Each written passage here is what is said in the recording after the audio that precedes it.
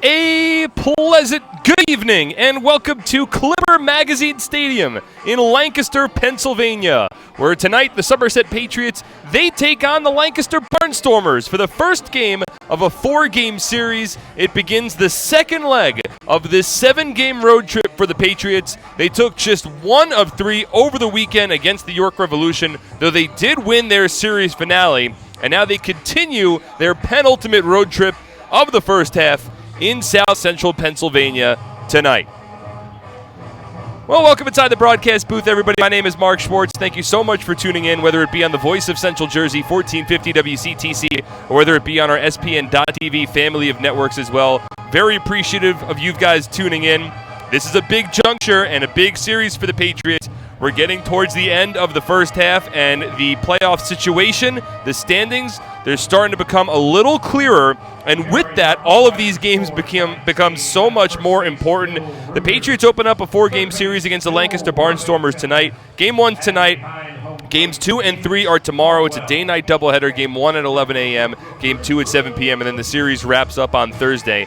When this series between these two teams wrap up, the Patriots will have completely finished their slate of games against Freedom Division opponents in the first half. So this is a big series for the Patriots because it's their last time, quote-unquote, to sort of fatten up a bit against the Freedom Division that, it's no secret, has struggled mightily throughout the course of the 2019 season. And right now, the Lancaster Barnstormers, they find themselves at the bottom of the Freedom Division standings. They're coming off of a very tough road trip. They played 8 total games, 4 against the High Point Rockers, 4 against the Long Island Ducks, and they only won 1 of those 8 games. They got swept by the Rockers, and then they took 1 of 4 over the weekend against the Long Island Ducks. It's a team that's bullpen has struggled. It's a team that's pitching has struggled as of late. They still have a very good lineup, a left-handed dominant lineup, though there are a couple of switch hitters that are sprinkled in. A couple of the guys at the top of their order, Darian Sanford has turned his season around. Michael Martinez has turned his season around. And then they still have middle-of-the-order bats like Dan Gamache, Caleb Gindel, Joey Turdoslavich, who have put together fine seasons. Casey Hobson, always a power threat as well. So this isn't a Barnstormers team that you can take for granted. That being said, their record right now is the worst percentage points-wise in the Atlantic League, and the Patriots have a very tough schedule after this series. I have the luxury of looking ahead. The fans, you guys have the luxury of looking ahead for those final 11 games of the first half. It'll be 3 against the Ducks, 5 against the Bees, and 3 against the High Point Rockers. The players obviously can't look ahead. They got to focus on this big series at hand against the Lancaster Barnstormers, but with all of the games for the Patriots for the remainder of the first half against Liberty Division opponents after this series, it increases the importance to take advantage and sort of win the games that you're supposed to win. Somerset has done a good job doing this so far this season. You can look back to one of the last homestands for the Patriots, really the last 2 homestands in their games at home against the York Revolution, the Southern Maryland Blue Crabs, notably Southern Maryland. The Patriots were winning the games they were supposed to win, and that's how they find themselves in this current situation, 1.5 games out of first place in the Liberty Division, trailing the Long Island Ducks. So, looking at tonight, this a game that on paper, the Patriots seem to be in a pretty good position. But the game isn't played on paper. The game is played on a field, and it's played by humans. So, of course, anything can happen on a nightly basis. The Lancaster Barnstormers, they've exited their dugout down the first base line, and the Patriots are starting to exit their dugout down the third base line as well. The meeting between managers just concluding, and Lancaster actually taking the field before that meeting was fully done. But with the teams on the field, that is our cue to step aside for the national anthem. When we return, we'll go over the TD Bank starting lineups. We'll look at the pitchers matchup, and we will get ready for first pitch. It's the Patriots and the Barnstormers coming your way next on SPN.TV, 1450 WCTC, and WCTCAM.com. Are you ready for some family fun? Have a ball with everyone. It's a slamming hit. Come on and get patriotic.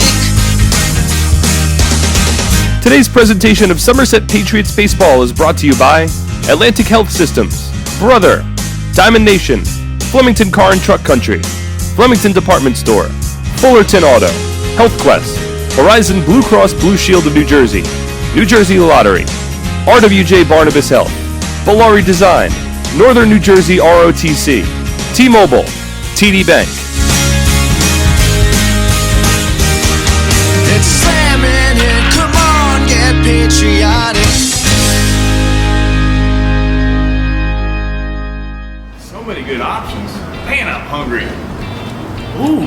too healthy today.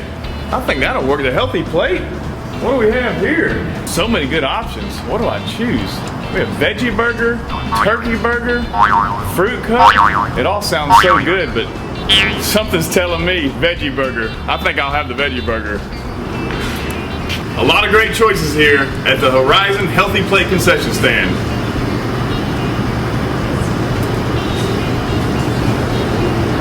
That's a tasty burger.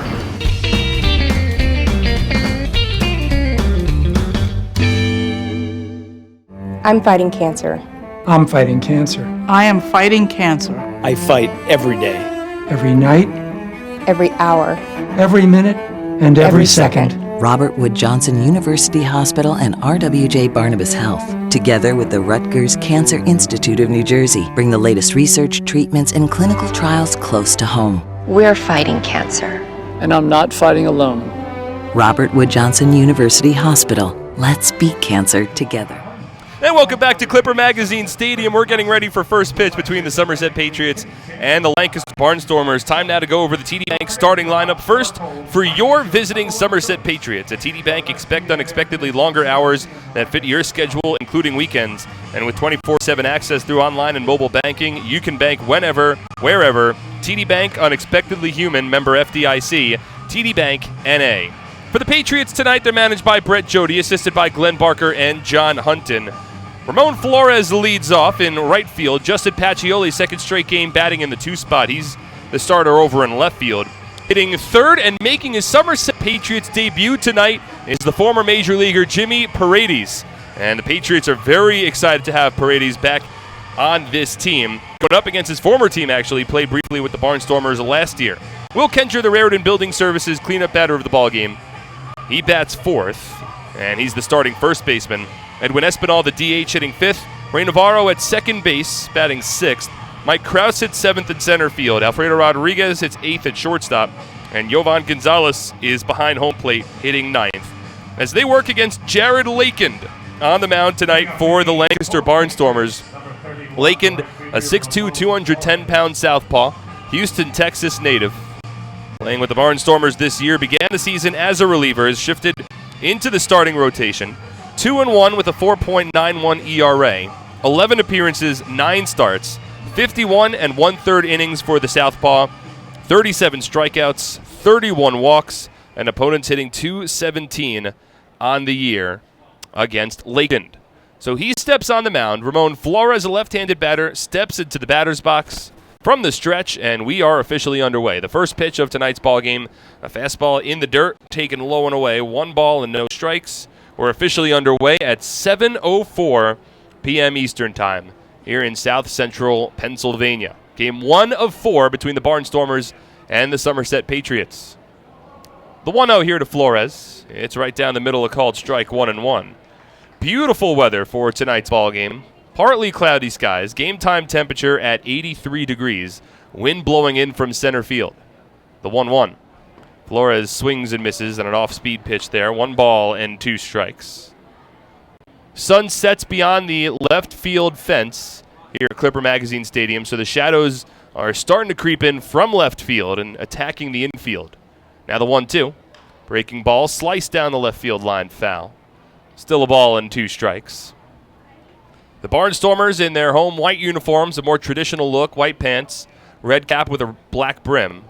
The Patriots in their road grays tonight. Gray tops, gray pants, navy cap, red brim. Now the 1-2. Swinging a ground ball towards the middle. Ranging to his right is the second baseman, Gamache. Fields throws to first. The stretch made by Casey Hobson in time, and there's 1 away to begin tonight's ball game. So we'll set the defense for the Lancaster Barnstormers. In the outfield from left to right, it's Zach Schenk, Darian Sanford, and Caleb Gindel. Along the infield, Josh Bell, the team's hitting coach, is their starting third baseman. Michael Martinez at short, Dan Gamache at second. Casey Hobson's the first baseman, and it's Parker Morin doing the catching for the Barnstormers today. Anderson De La Rosa with the night off. And once again, the lefty, Jared Lakend, on the mound for Lancaster. Here's Justin Pacioli. First pitch from Lakend taken low. Spiked in the dirt, 1 ball and no strikes. Pacioli hit second on Sunday afternoon's game against the York Revolution. In fact, he's making his 4th straight start for the Patriots. Started all 3 games of that Rev series and now gets the start in left field here tonight, batting second in the order. The 1-0 from Lakin, swinging a chopper to the backstop. 1 ball and 1 strike.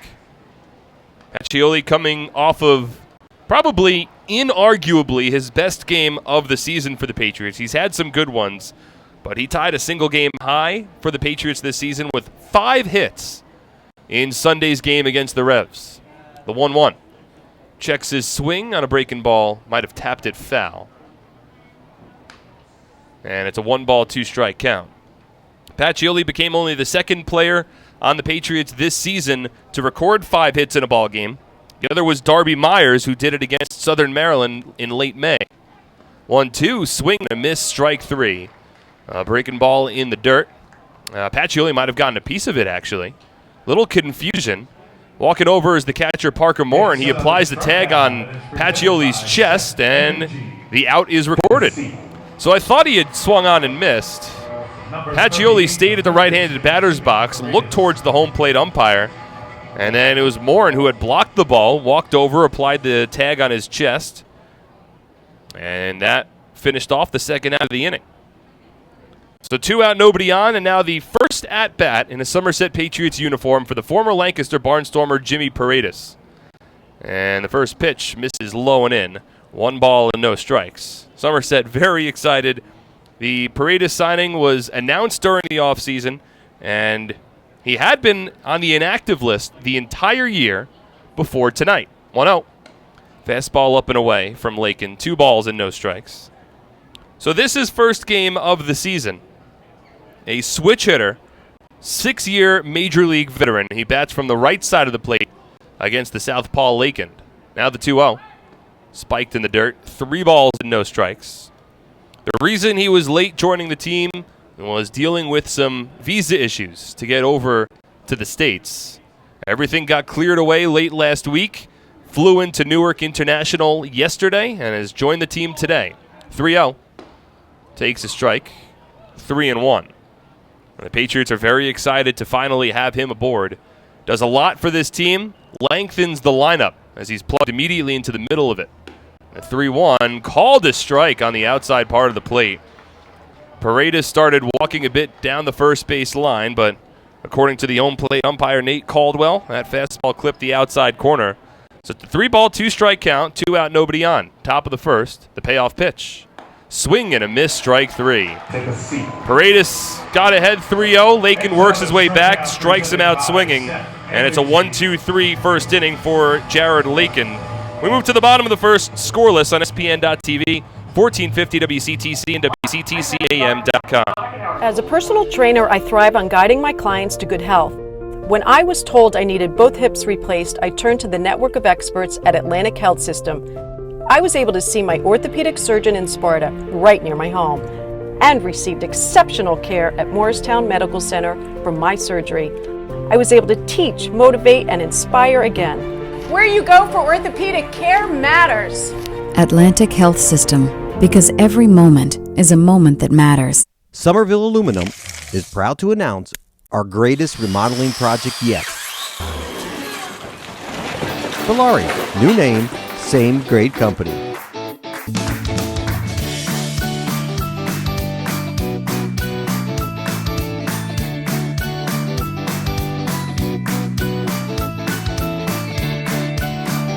Valari, home remodeling since 1950. Visit ValariNJ.com to learn more today. Brad, enjoy your price pack and docking hours. And now let's go for the big money, the $25,000. Good luck. Oh, thank you, Gawk and our home appliance.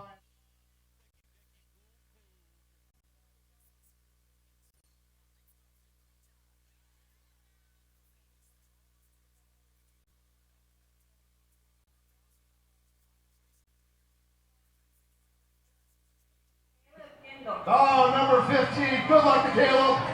Big hand. Bottom of the first inning, scoreless between the Patriots and the Barnstormers. Here's Lancaster's starting lineup, brought to you by TD Bank.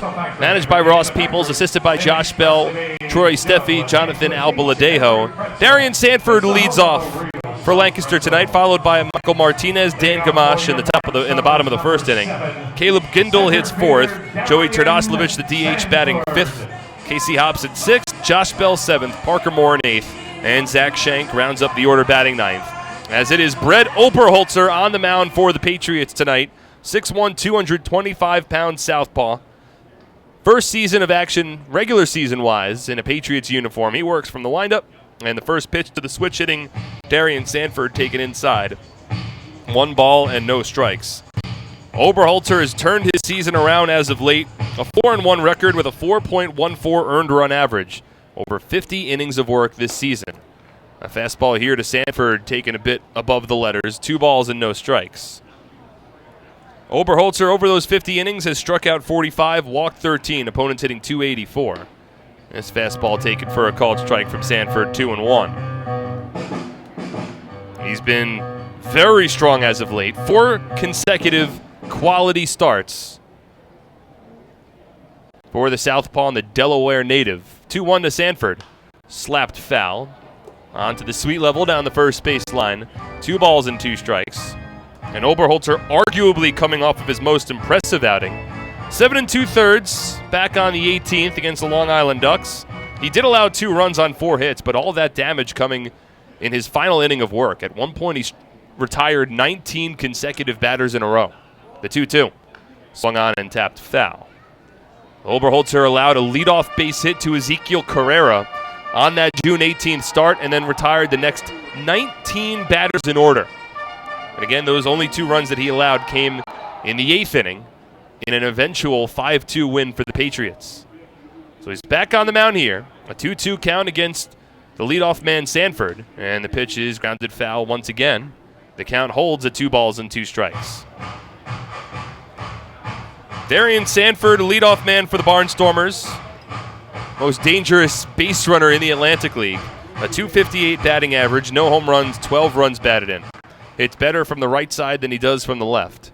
And he bats from the right side here. The 2-2. Breaking ball taken low and in. 3 balls and 2 strikes. Sanford's speed changes the game. He has 21 stolen bases in 26 attempts on the year. That's tied for the Atlantic League lead. Now the 3-2. Swinging a ground ball towards short. Rodriguez in front. Collects quickly and sidearms the ball onto first base in time for the first out of the inning. So the defense quickly for the Patriots at the bottom of the first inning. Justin Pacioli's in left, Mike Krause at center, and Ramon Flores over and right. Again, along the infield, Jimmy Paredes makes his first Patriot start at third base. Alfredo Rodriguez, the shortstop, Ray Navarro at second, Will Kenger at first, and Jovan Gonzalez doing the catching, with Oberholzer doing the pitching. So 1 out, nobody on. Sanford worked a nice at-bat. Ultimately saw 8 pitches from Oberholzer. Now the first one to the switch hitting Michael Martinez, a called strike, 0-1. Martinez, another player that was struggling the last time the Patriots saw the Barnstormers, but has turned his season around as well. 0-1 up and away, 1 ball and 1 strike. Last time Somerset saw the Barnstormers as a whole, it was pretty much slightly over a month ago. Middle of May, it was a weekend set here in Lancaster. 4 games played over 3 days, the 1-1. Martinez takes a breaking ball low and in from from Oberholzer. Nate Caldwell calls it a ball. 2 balls and 1 strike. And last time Martinez's batting average was beneath the Mendoza line. It has since risen drastically as he scoops the 2-1 in the air out to shallow left field. Racing in is Justin Pacioli, and he slides and makes the catch in fair territory right near the Patriots bullpen down the left field line. And there's 2 away in the bottom of the first inning. Now that's the reason why it's Justin Pacioli in left field today and Ramon Flores in right. No knock on Flores. He's a very strong defensive outfielder, but Pacioli has a little more range, and he was able to race in, cover a lot of ground, and make a sliding catch on the warning track near the foul line, down the left field line for that second out. Now Dan Gamache swings at the first pitch, lifts it foul, third base side. Paredes gives it a look, and it lands out of play. No balls and a strike.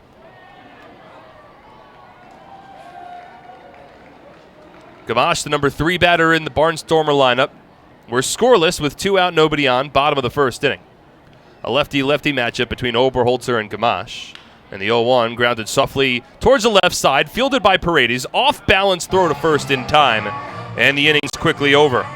1-2-3 frame for Brett Oberholzer. Scoreless as we move to the second on SPN.TV, 1450 WCTC, and WCTCAM.com.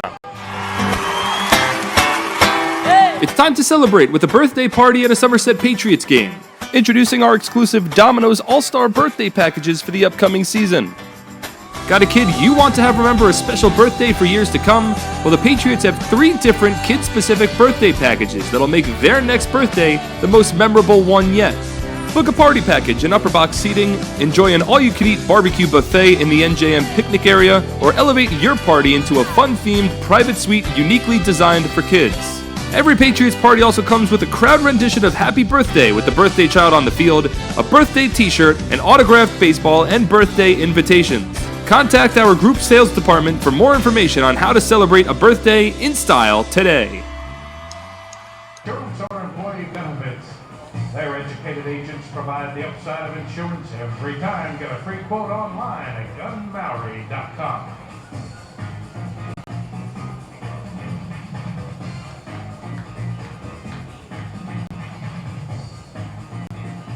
Fans, on July 1st, the Barnstormers will be on the road to High Point for an away series against the Rockers.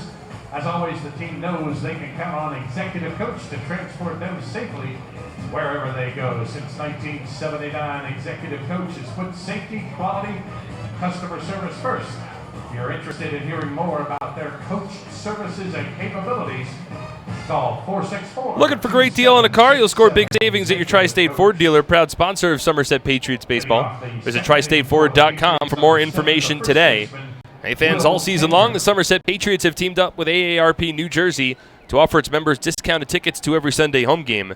Just mention the code Patriots3 and that you're an AARP member to get a 50% ticket discount to any Sunday home game. Be sure to visit aarp.org for more information on how you can become a member. AARP, real possibilities. Will Kenger leads off, and the first pitch from Jared Lakin, a breaking ball that got away, hovered over the head of Kenger and floated on a fly to the backstop. 1 ball and no strikes. We're scoreless as we begin the top of the second inning. No runs, no hits for both sides. Lakin from the windup. Here's the 1-0. It's a fastball that misses outside. 2 balls and no strikes.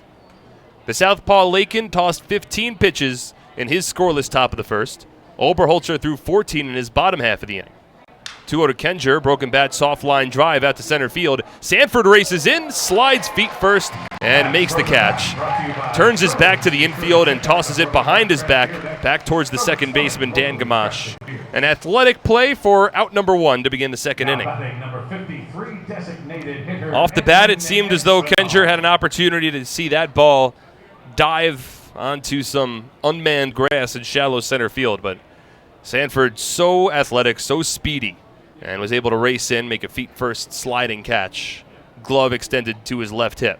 Now Edwin Espinal swings at the first pitch, grounds it sharply to third. It's fielded by Josh Bell, and a soft toss on to first base. And there's quickly 2 away in the top of the second inning. So Lakin's retired the first 5 batters that he's faced. Now second baseman Ray Navarro. Navarro did not play in the Patriots' big offensive outburst on Sunday. Somerset plated 12 runs on 15 hits, and they left 13 men on base in that 12-4 victory over York. So there were even more opportunities for them to add to their big night. First pitch now to Navarro. It's a fastball for a called strike, 0-1. So Navarro plugged back into the lineup, and this is where things are going to start to get interesting now that Jimmy Paredes is in the fold for Somerset. 0-1 to Navarro, misses inside. 1 ball and 1 strike. Paredes can play third. He could also play in the outfield. Navarro, in my estimation, has been the best defensive third baseman in the Atlantic League so far this season. As the 1-1 taken up and away. 2 balls and 1 strike.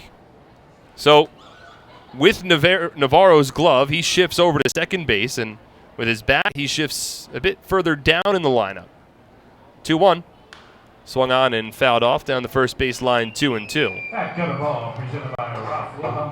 The entry of Paredes extends this Patriot lineup a bit. I mean, Navarro had been hitting second for a number of games. He's been hitting third or fourth, and he bats in the sixth spot tonight. 2-2's grounded foul down the third base line. And this also a lineup that doesn't have Michael Ullman in it. It doesn't have Craig Massey in it either. So if you factor in those two players, specifically Ullman, who's been a middle-of-the-order bat for the Patriots, you could see a situation where Navarro could hit seventh or second. There's a lot of different ways the Patriots can put their lineups together now, as the 2-2 skips low. 3 balls and 2 strikes.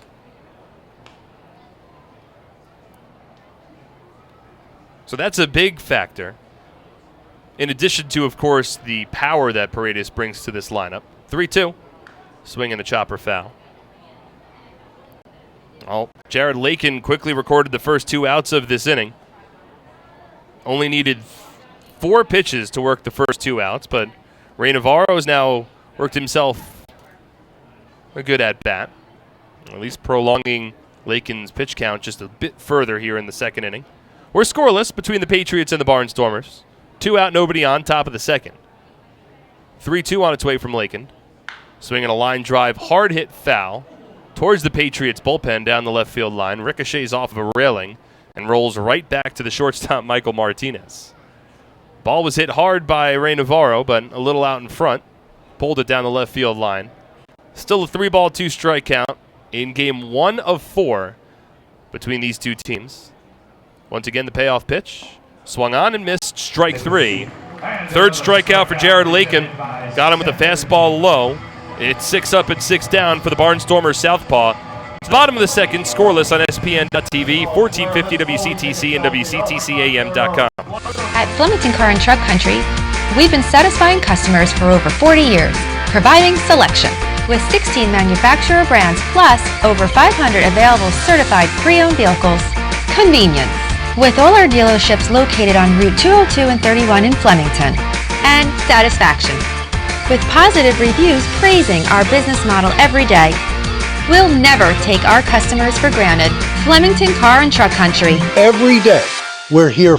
Happy with this year's tax refund? Probably not. Well, Flemington Department Store can't change the tax law, but can make things less taxing by crediting you double the sales tax on most top-quality brand sofas, chairs, recliners, bedroom and dining room sets, proudly showcased in Central Jersey's largest showroom. That's right, Flemington is paying your sales tax plus giving you a matching credit when you buy furniture, plus free delivery. The double sales tax credit event is going on now, only at Flemington Department Store.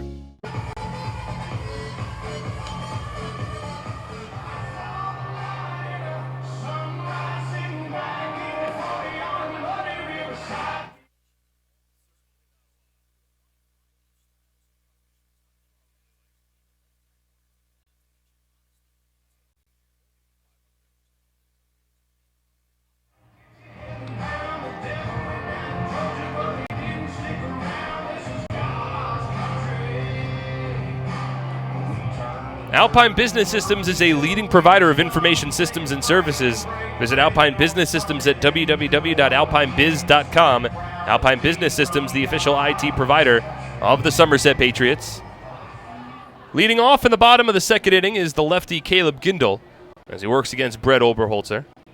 From the windup, first pitch, fastball, outside, 1 ball and no strikes. It'll be Gindel, followed by the designated hitter Joey Turdoslavich and the first baseman Casey Hobson in the home half of the second inning. 1-0 to Gindel, taken off the plate, 2 balls and no strikes. This is a lineup that is chock full of either left-handed batters or switch hitters. In fact, there's only 1 right-handed batter in the lineup tonight. 2-0 from Oberholzer, misses low and away, 3 balls and no strikes. The number 9 batter, Zach Schenk, who has a 193 average on the season. He's the only guy that strictly bats right-handed in Lancaster's lineup. 3-0. Gindel takes all the way, and the fastball misses upstairs, ball 4. It is a 4-pitch walk issued by Brett Oberholzer to begin the bottom of the second inning. And that's our first base runner of the night. Number 10 designated hitter Joe Turdoslavich. After Oberholzer needed just 14 pitches to work a 1-2-3 bottom of the first, he walked Gindel on 4 pitches to begin the second. And now Joe Turdoslavich, a switch hitter, former Atlanta Brave, will bat from the right side of the plate here against Oberholzer. Gindel off of first. First pitch. And it's a fastball grooved in for a strike, 0-1. You may ask, well, why does the Barnstormers lineup have so many left-handed hitters or switch hitters? And the Cliff Notes answer is the configuration of this ballpark. 0-1. Turdoslavich swings, grounds it to short. Backhanded pick by Rodriguez to Navarro for 1, and the turn to first in time. It's a 6-4-3 double play. Gindel quickly retired from the base paths, and there's 2 away in the bottom of the second inning.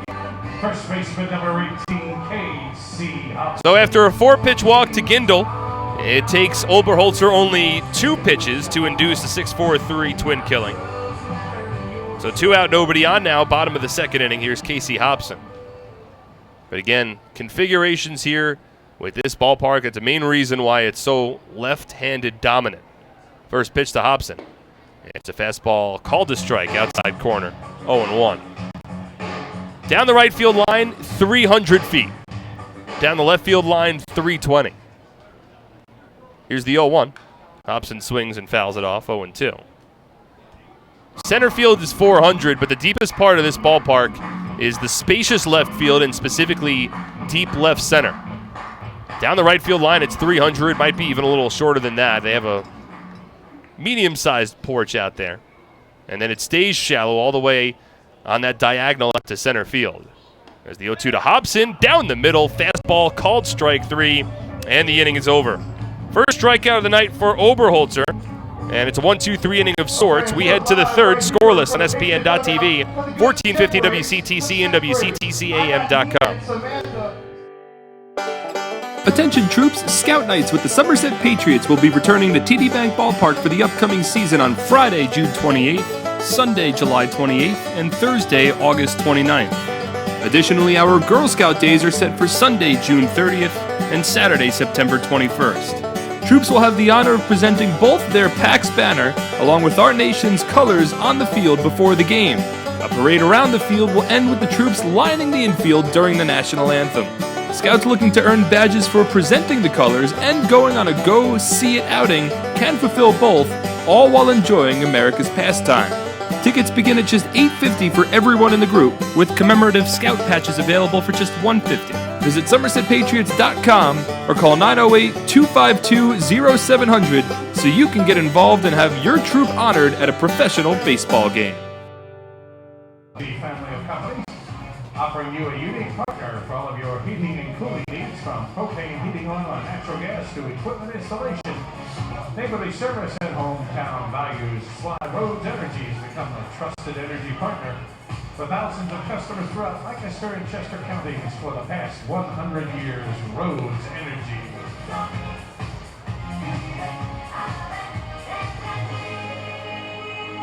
Letting off the third inning for the Patriots, the center fielder, number 22, Michael Kraus.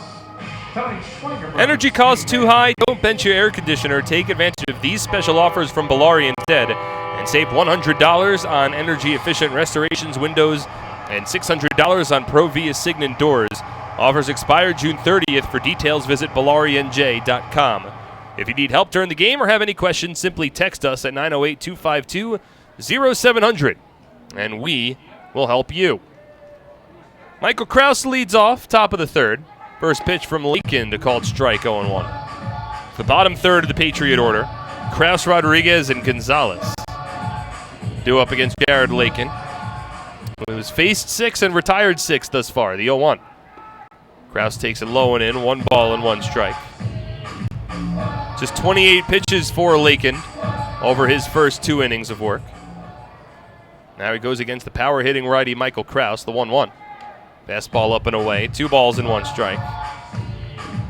Kraus leading the team with 5 home runs on the year, alongside 10 RBI and a .250 batting average. Had a big game Sunday afternoon over in New York. Now the 2-1. Takes it low and in, 3 balls and 1 strike. In that game, Kraus wound up getting 6 plate appearances, and he fell a triple short of the cycle. 3 for 5, including a 3-run home run. Now the 3-1. Fastball outside, ball 4. Kraus took a second to leave the batter's box, but he draws a leadoff walk to begin the 3rd inning. Not only has Kraus brought power to the table, but he's also tied for the team lead in stolen bases. 8 for 10 along the base paths this year. And he takes first, representing the first base runner of the night for Somerset. Now it's Alfredo Rodriguez, batting 8th in the lineup tonight, with Kraus off of first. No score in the top of the 3rd inning. First pitch to Rodriguez, taken low and in, 1 ball and no strikes. Alfredo hitting .275 on the year, 1 home run, and 14 runs batted in. The reigning 2018 Somerset Patriots team MVP. At the plate here with a runner at first. 1-0. Rodriguez swings in, grounds a base hit through the left side of the infield. Kraus takes a turn around second. He'll hold there. That's the first hit of the night for either side. Ground ball beating the third baseman, Josh Bell, in the hole on the left side. And Somerset with 2 on and nobody out in the top of the 3rd inning. Well, Kraus was at first base, and he was struggling to get a read off of Jared Lakin. Was actually taking a couple of steps closer to the first base bag before Lakin was delivering the pitches home. But he's now at second, Rodriguez at first, and now the number 9 batter, Jovan Gonzalez, who historically has enjoyed a good amount of success against this Barnstormers team. He's also enjoyed playing in this ballpark. First pitch, he squares around to bunt. Both runners take off. The throw goes to third, and Kraus dives headfirst into the bag safely. Gonzalez showed bunt, pulled the bat back, and it's a successful double steal for Somerset. Kraus takes third base, and Rodriguez right behind him over to second. Plus, the pitch missed out of the strike zone, so it's a 1-0 count for Gonzalez. First base open. Now, Rodriguez at second, Kraus at third. Corner infielders will play in, middle infield back, and the outfield straight up. An early opportunity for Somerset to take the lead. Now the 1-0 from Lakin. Swing and a miss. There's a fastball that tailed up and away. Probably was out of the strike zone, but Gonzalez chased it with a half-hearted swing. Tried to check his approach, but ultimately broke the wrists and ran around. So it's a 1-1 count. 2 on, nobody out. Lakin from the stretch, checks the runners. Now the pitch. Breaking ball in the dirt, blocked by Morin. 2 balls and 1 strike. Yovi hitting .239 on the season, 1 home run and 9 RBI. He was 0 for 3 with a sac fly, an RBI, and a run scored on Sunday afternoon. Ultimately did not reach base safely, and it brought his 7-game on-base streak to a close. Now the 2-1. Swung on, a soft line drive out to shallow center. Racing back to second baseman Gamache. It's over his glove. And racing home from third base is Michael Kraus. Jovan Gonzalez fists an RBI single out to shallow center field. And the Patriots have taken a 1-0 lead in the top of the 3rd. Right fielder Ramon Flores. Kraus scored from third. Ultimately, Alfredo Rodriguez held at second base. The ball wasn't hit very hard. And Rodriguez had to stay close to the second base bag in fear that Gamache might get to it and make the catch. But Gamache sprinting out to shallow center, reached out his glove off of his left arm, just couldn't make the play. Rodriguez held at second, but Kraus raced home from third, and the Patriots lead 1-0. Now first and second with nobody out, and Flores drops a push bunt down the third base line, fielded by Bell, and his throw to first base in time.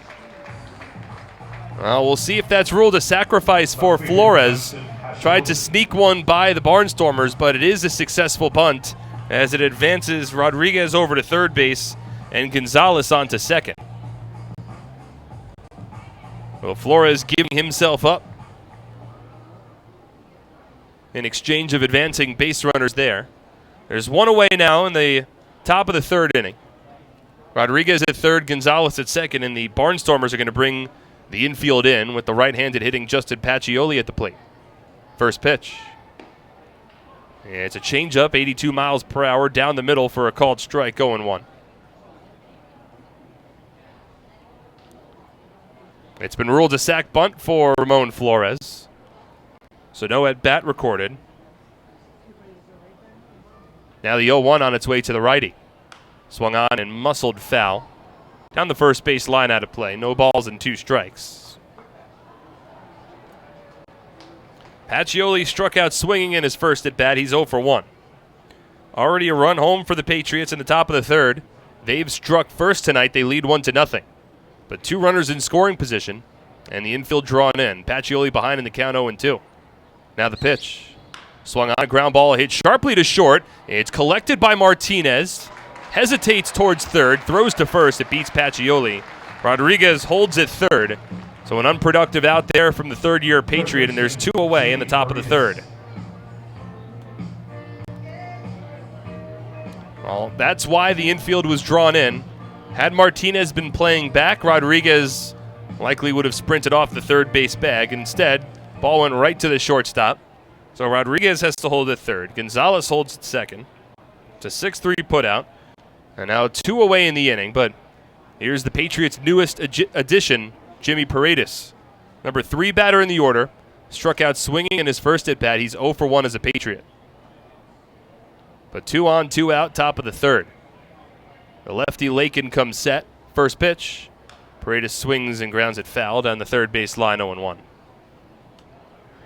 Michael Krause led off the inning with a walk. Advances second on an Alfredo Rodriguez ground ball base hit. Then a successful double steal followed by a Yovan Gonzalez RBI single as the Patriots ahead 1-0. Still 2 on, 2 out. Paredes at the plate. Switch hitter bats from the right side. Now the 0-1. Checks his swing on a backdoor breaking ball. Missed off the plate. 1 ball and 1 strike. This isn't the first season for Paredes in the Atlantic League. Briefly played in 21 games with the Lancaster Barnstormers last year. Hit .363 with 14 RBI. Now the 1-1. Swing and a miss. Got a fastball riding in on the hands. And he falls behind in the count 1-2. Paredes, a former big leaguer. It was acquired in a trade with the Barnstormers during the offseason for a player to be named later. Rodriguez at third, Gonzalez at second, 2 away, top of the third. Now the 1-2. Changeup taken low, and a good eye exercised there by Paredes. That pitch close to the strike zone, laid off, and it missed a bit low. So a 2-2 count between the lefty Lakin and the switch hitting righty Paredes. Now the pitch. Swung on and driven high in the air, deep towards left. Shank back to the warning track, turns around, and there it goes! Jimmy Paredes in his first game as a Patriot socks a 3-run home run onto the grass Berman left at Clipper Magazine Stadium, taking his former team deep, and the Patriots have plated 4 runs in the top of the third. They lead this one 4-0. First baseman Will Kindle.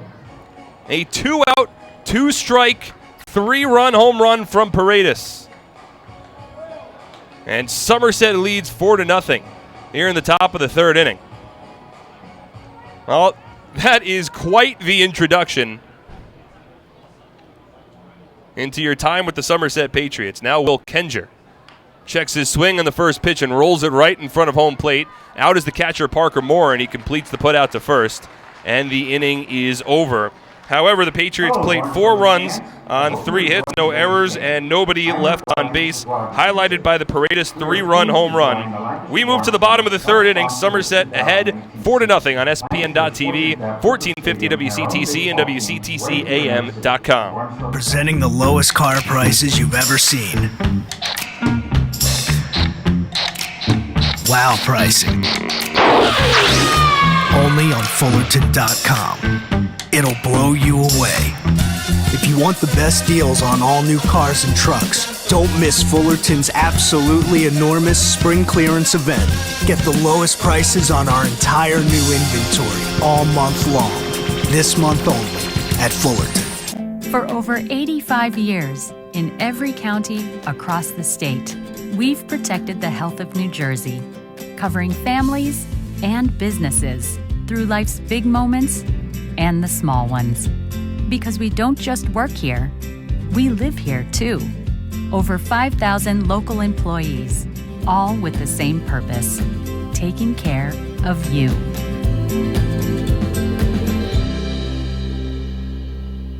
For you later on.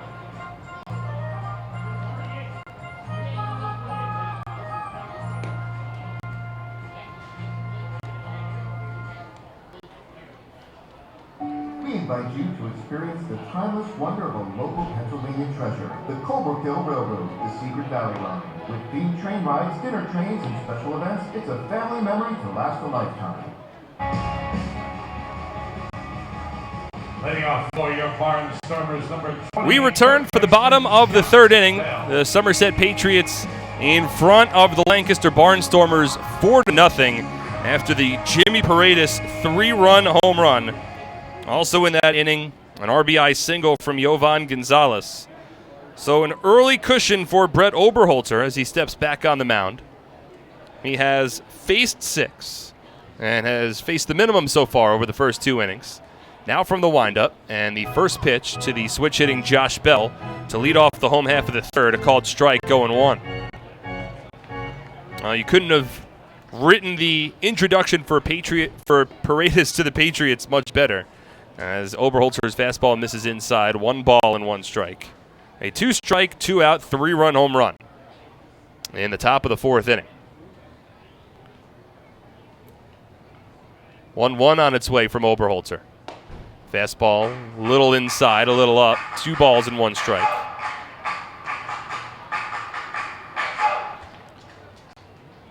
So Lakin struggling his way through the 3rd inning. He's now at 49 pitches overall, as Bell takes a strike, 2-2. Oberholzer, on the other hand, was at 23 pitches through 2 innings.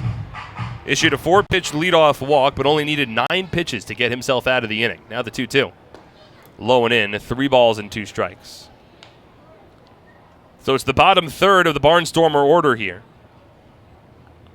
Bell, Morin, and Schenk. 4 runs, 3 hits for the Patriots. No runs, no hits for the Barnstormers. Payoff pitch.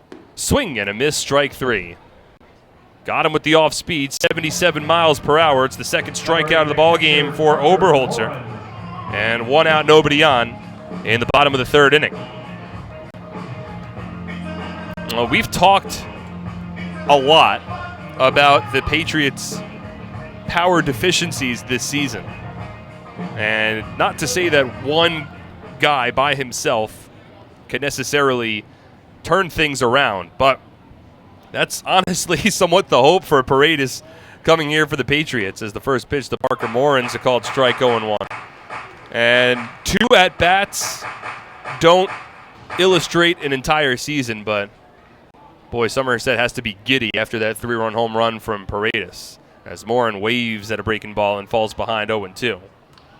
And look, it's a team that hasn't hit too many home runs and certainly hasn't hit too many multi-run home runs. But that Paredes 3-run shot in the top half of this inning is the 3rd 3-run home run that Somerset has hit over their last 2 games. 0-2.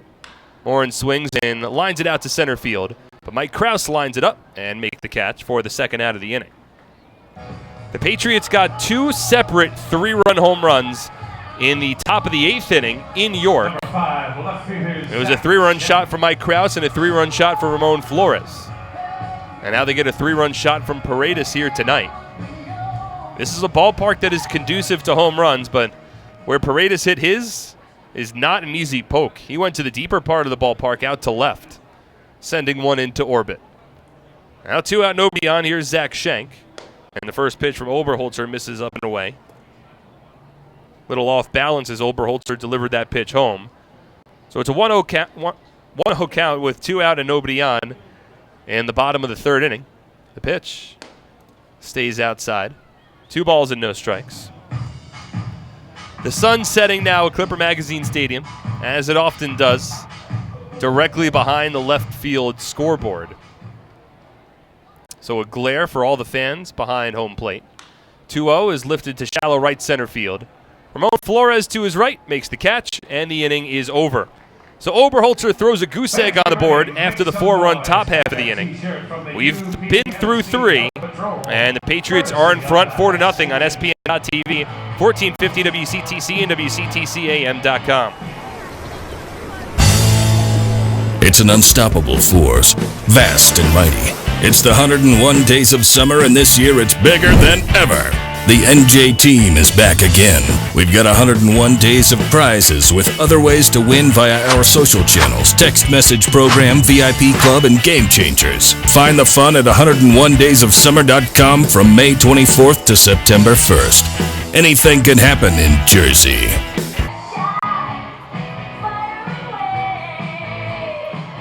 The Hess Agency, insurance for personal and business needs since 1932. BrandYourself.com, the most comprehensive platform to help you clean up, improve, and protect how you look online. With offices located in the heart of Lancaster. Brand Yourself tools and services to help you improve the search results for your name. Build a positive personal brand. Clean up social media. Protect your privacy. He is and more. Get your free reputation report. 6'3", 200 pounds. At BrandYourself.com.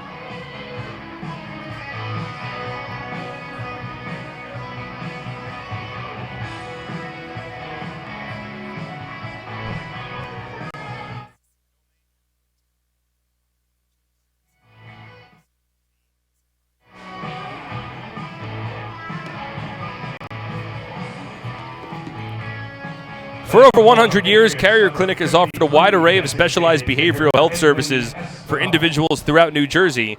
Our new updated facility enhances our ability to treat illnesses such as anxiety, depression, and substance abuse in a compassionate and healing environment.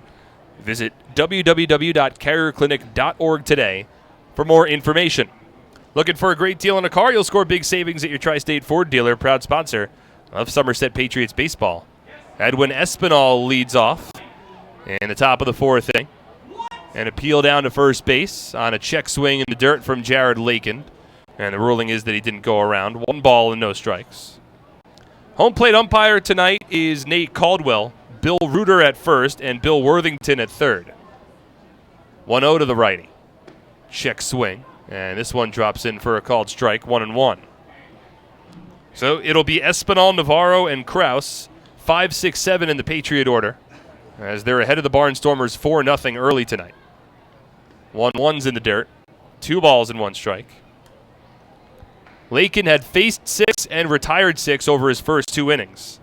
But ultimately, the Patriots brought 7 batters to the plate in the 3rd inning. Put 3 hits on the board, and it was highlighted by the 2-out, 2-strike, 3-run home run from Jimmy Paredes. Now the 2-1.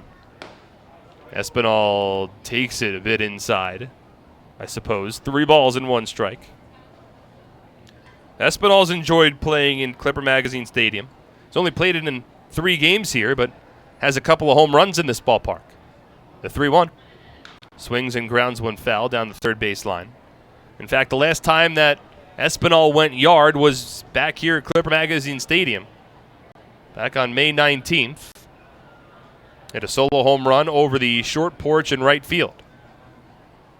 Now the 3-2 from Lakin. Swung on and golfed into left field. It's a base hit.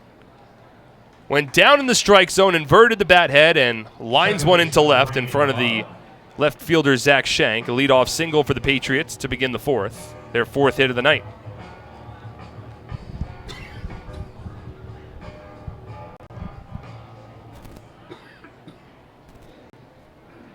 So Espinal at first base, and here's Ray Navarro. And Somerset, certainly second time through the order, getting some very good swings off of Lakin. Espinal not a threat to run. First pitch to Navarro. Breaking ball, back door. A called strike, 0-1. Ray struck out swinging in his first at bat. 3 strikeouts so far for Lakin, against 1 walk. The 0-1. Fastball tails outside. 1 ball and 1 strike to the switch hitting former big leaguer.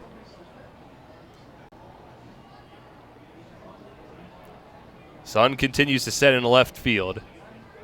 Any fan down the first base line behind home plate has their hands in front of their eyes as Navarro puts his hands to the ball and grounds a base hit into left field in the hole between the third baseman Bell and the shortstop Martinez.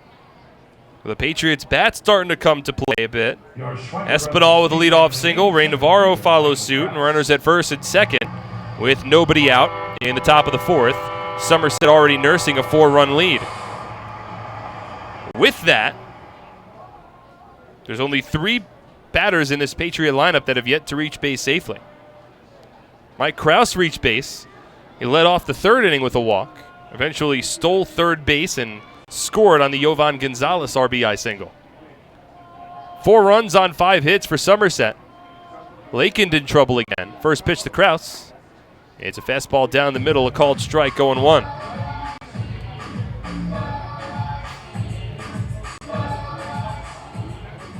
Espinal at second, Navarro at first, Krause at the plate. Corner infielders in a bit, middle infield at double play depth. And the 0-1, swing and a miss. Chased a changeup, would have been a little off the plate, and Krause has fallen behind 0-2.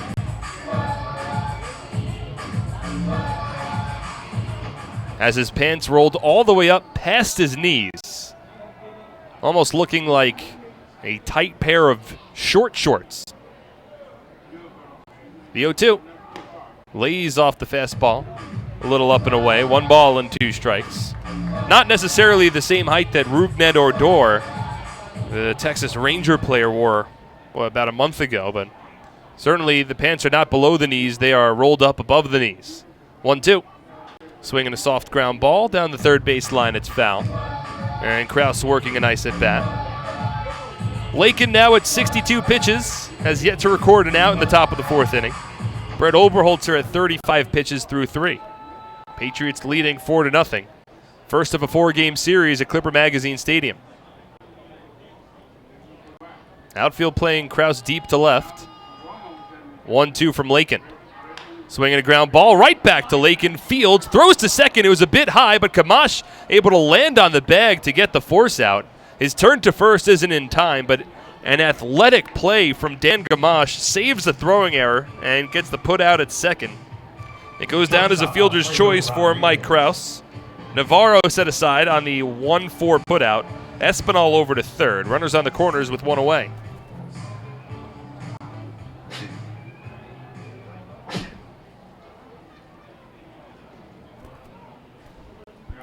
So that'll bring up Alfredo Rodriguez to work against Lakin. Grounded a base hit through the left side of the infield in his first at-bat.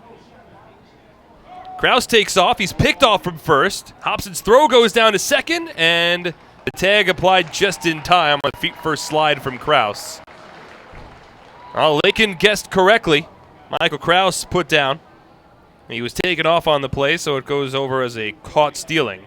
Espinal holds at third, and there's now 2 away in the top of the 4th inning. Krause had been 8 for 10 along the base paths, got aggressive, tried to time up Lakin, but he threw over before his first pitch to Rodriguez. First pitch now to Rodriguez. It's a fastball low and in. 1 ball and no strikes. And after allowing the first 2 batters of the inning to reach on base hits, Lakin now has an opportunity to get out of the inning without allowing any more danger.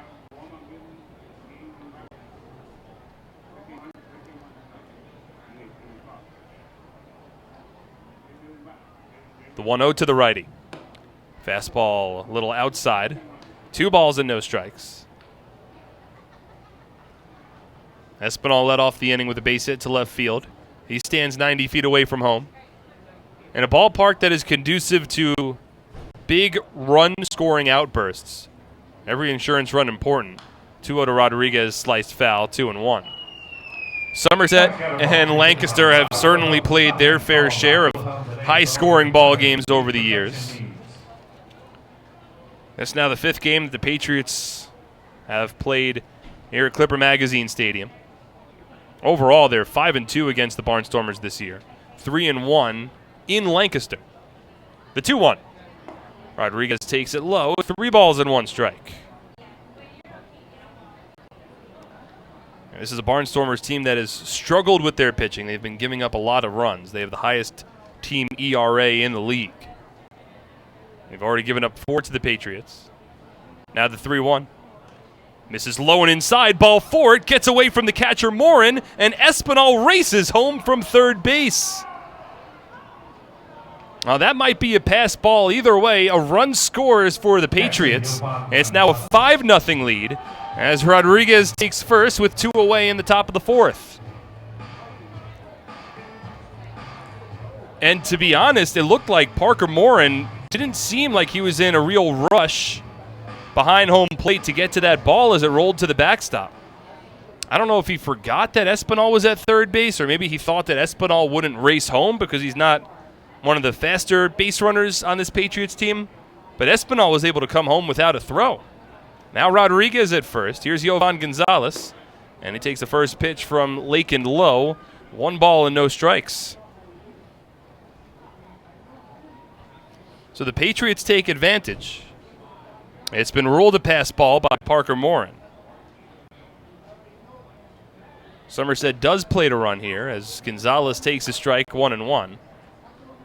A sloppy play there from Lancaster. And Somerset, having put 12 runs on the board in their last game, they've plated 5 runs so far here through 3 2/3 innings. 1-1 to Yovan. Swing and a miss. Got a breaking ball, fastball there. Swung right through it. 1 ball and 2 strikes. Yovan's only home run in 2019 came here in Lancaster in the Patriots' last trip. Now the 1-2. Swing and a ground ball foul. The 3 home runs that Gonzalez hit in the 2017 season were against the Barnstormers, the last 2 of which came at this ballpark. So over the last really almost 3 years, the last 3 home runs hit by Yovan Gonzalez as a Patriot have come here at Clipper Magazine Stadium. Now the 1-2. Checks his swing on a breaking ball in the dirt. Didn't go around. 2 balls and 2 strikes. Already a run home here for the Patriots on a couple of hits, a fielder's choice, and a run-scoring passed ball. Rodriguez takes a soft lead at first base. Yovan Gonzalez has worked the count even, with the infield back with 2 away.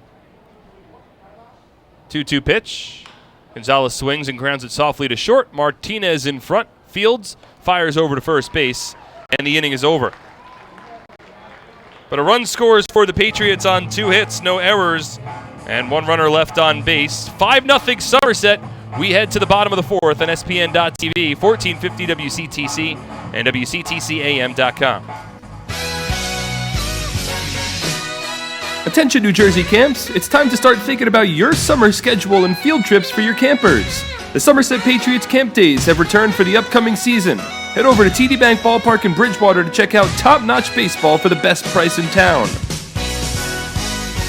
The 2019 camp dates are officially set for Thursday, July 18th, Wednesday, July 31st, and Wednesday, August 14th.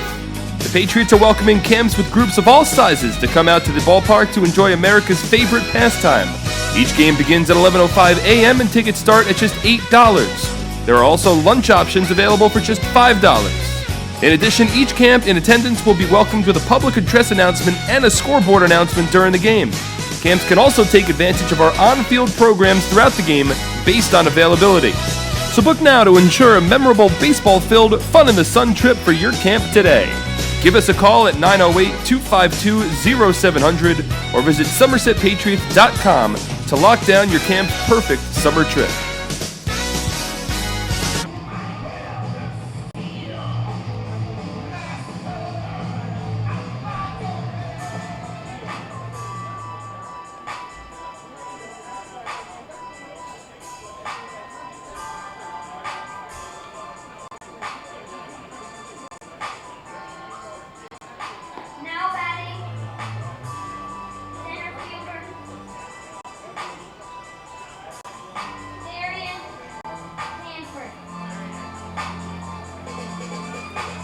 Hey kids, would you like to have an ice cream party, receive exclusive Somerset Sluggers merchandise and tickets to games, then become a member of the Somerset Sluggers Kids Club?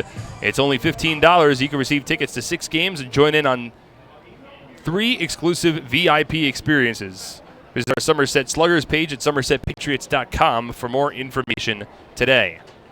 Darian Sanford to lead off, bottom of the 4th inning. And the first pitch from Brett Oberholzer taken low. 1 ball and no strikes. Sanford, Martinez, and Gamache due up. The work against Oberholzer in his 4th inning on the mound. The 1-0 from the lefty. Swung on and lined softly foul down the third base line. 1 ball and 1 strike. For everyone who is tuned in on our SPN.TV broadcast, apologies if the shot looks a bit dark. The sun setting sort of throws off our white balance a bit, but once that sun is fully set, we'll be able to auto-correct the camera a bit to make the shot a little brighter. 1-1 to Sanford. Tried to drop a bunt down, but he taps it foul down the first base line. And it's a ball and 2 strikes. Somerset in front in this one, 5-0. Jared Lakin at 74 pitches through 4 innings. He's allowed 5 runs, 4 earned, on 5 hits, 2 walks, and 3 strikeouts. Oberholzer, on the other hand, has not yet allowed a hit. The 1-2. Fastball above the letters. 2 balls and 2 strikes.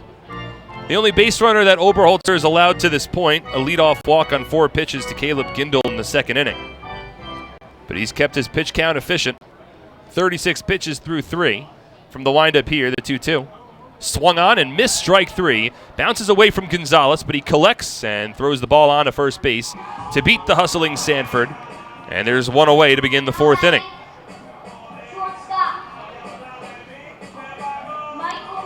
Third strikeout of the night for Oberholzer. He's faced the minimum through 3. Now it's Michael Martinez. The switch hitter will bat from the right side of the plate. Take this time to check in on the out-of-town scoreboard in the Atlantic League, as there's going to be a couple of important games the Patriots will be keeping their eyes on. First pitch to Michael Martinez, called to strike on the outside part, 0-1. The Long Island Ducks open up a series at home against the New Britain Bees tonight. 0-1. Fastball inside, 1 ball and 1 strike. That game is underway. It's in the bottom of the 5th inning, and the Ducks are already leading it 2-1. They have who's turned to their ace Travis Banwert on the mound, as Martinez takes a strike 1 and 2. Banwert was terrific the last time the Patriots saw him, so Ducks in front. Of course, the Patriots a game and a half behind Long Island for first place in the Liberty Division standings. Now the 1-2. Swung on, a ground ball chopped to short in front of Itz Rodriguez, and a throw to first base in time for the 2nd out. 2 out, nobody on. And now it's Dan Gamache, grounded out to third base in his first at bat. He's 0 for 1. Other scores around the league: the York Revolution are in front of the Southern Maryland Blue Crabs 7-0. That one in the top of the 5th inning down in Waldorf. Revs lost a game last night that featured about a 45-minute rain delay. First one here to Gamache, a breaking ball for a strike, 0-1. The Revs holding on, clinging on for a small chance that they could come back in the Freedom Division for the first half championship, as Gamache swings through a breaking ball in the dirt and falls behind 0-2. But they're running out of time to mount their comeback, entering today 6.5 back behind the first place Skeeters. 0-2 to Gamache, misses low and away. 1 ball and 2 strikes. Speaking of the Skeeters, they're back home in Texas tonight, and they're opening up a 7-game series against the High Point Rockers. A series in which the Patriots will certainly be keeping their eye. High Point just a game and a half behind Somerset in 3rd place in the Liberty Division. So the Patriots hoping that Sugar Land back home can at least take a good amount of those games over High Point. Oberholzer versus Gamache here. 1-2 pitch on its way. Swung on and a ground ball softly hit to second. Navarro in front and a short throw to first base. It has to be scooped out by Will Kenger, but the pick is made and the inning is over. Another quick 1-2-3 inning for Oberholzer. Patriots in front 5-0. We head to the 5th on SPN.TV, 1450 WCTC and WCTCAM.com. I'm fighting cancer. I'm fighting cancer. I am fighting cancer. I fight every day. Every night. Every hour. Every minute. And every second. Robert Wood Johnson University Hospital and RWJ Barnabas Health. Together with the Rutgers Cancer Institute of New Jersey, bring the latest research, treatments, and clinical trials close to home. We're fighting cancer. And I'm not fighting alone. Robert Wood Johnson University Hospital. Let's beat cancer together. Nothing is more important than your child's education. The Somerset County Education Association represents the public school employees that make your child's education possible. This includes more than 7,000 teachers, paraprofessionals, bus drivers, nurses, custodians, secretaries, and other outstanding education support professionals. Visit www.sceanj.org for more information. Together, we can prepare our children for the future. Rose Springs Old World Italian Lancaster community. Be sure to visit their outdoor patio this summer to enjoy a handcrafted wood-fired pizza along with their fresh-made gelato at Ciro's. Leading off the inning for the Patriots, right fielder Ramon Flores. Diamond Nation, located in Flemington, New Jersey, is the premier baseball and softball facility in the Northeast and is home to the Jack Cuss Baseball and Jenny Finch Softball Academies. Diamond Nation, a top draw for prominent youth, teen, and high school tournaments, and is dedicated to providing top-flight instruction, private lessons, and outstanding camps. Visit them at diamondnation.com. Ramon Flores leads off in the first pitch, taken for a strike, 0-1. It's the top of the order due up for the Patriots as Jared Lakin remains on the mound. Flores, Pacioli, and Paredes. First pitch, I'll rather make that the 0-1 to Flores, taken a little outside. 1 ball and 1 strike. Again, apologies to anybody who's tuned in on our video feed for tonight. The sun setting behind the left field scoreboard makes it difficult for our camera angle to get all the shot as Flores here lines one into left center field. A sliding stop made by Darian Sanford on a hop keeps Ramon Flores to first base, but a leadoff single for the second-year Patriot. Flores' first hit of the night. Now the third straight inning in which Somerset has had their leadoff man reach. Good job of hitting there from the lefty, slicing it opposite field into left center. And if not for the speed and athleticism of Sanford, Flores might have tried his luck towards second base. But a runner at first, nobody out. Here's Justin Pacioli. First pitch, fastball up and away. 1 ball and no strikes. Pacioli 0 for 2 so far today.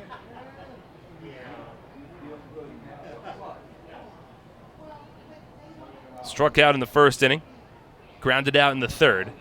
Went 5 for 6 Sunday afternoon against the Revs. Now the 1-0. Takes another fastball high, 2 balls and no strikes. Pacioli's continued to get more playing time as of late. Has been contributing in his playing time. Second straight game, he bats second in the Somerset lineup. 2-0 from Lakin. This is inside, 3 balls and no strikes. Meanwhile, there's a righty getting loose for the Barnstormers. That looks like one of the new arms that Somerset hasn't seen yet, Christian Meister. Hard-throwing righty. 3-0 to Pacioli. Takes it all the way, and it misses inside, ball 4. So Justin Pacioli draws a walk. And for the third consecutive inning, Somerset has their first 2 batters reach. A leadoff single from Flores, and now a walk drawn by Pacioli.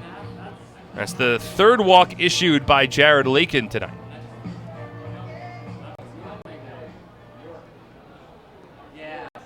So now runners at first and second, with Meister continuing to get loose for the Barnstormers in their bullpen. So we'll see how long the leash is on Lakin. Now north of 80 pitches. And here's Jimmy Paredes. Had a 3-run home run in his last at-bat. First pitch. Swing and a miss. He was up there looking for another pitch to hit.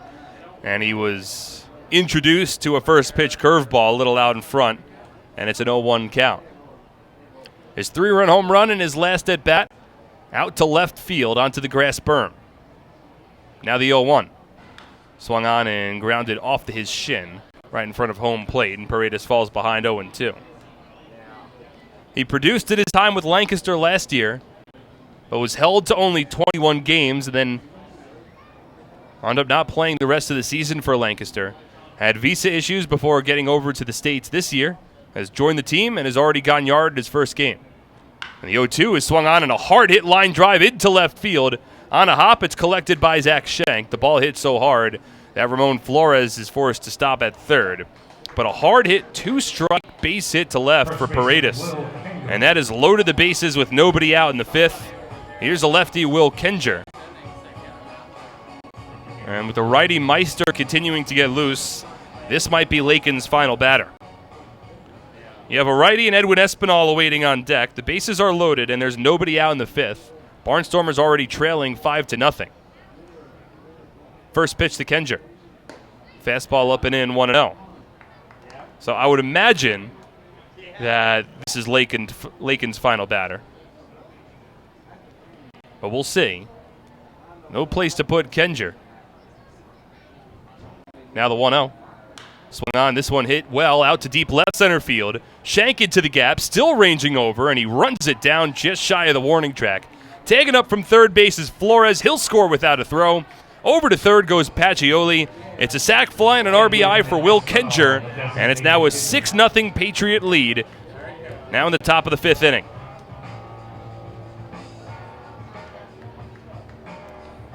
Holding at first base is Paredes.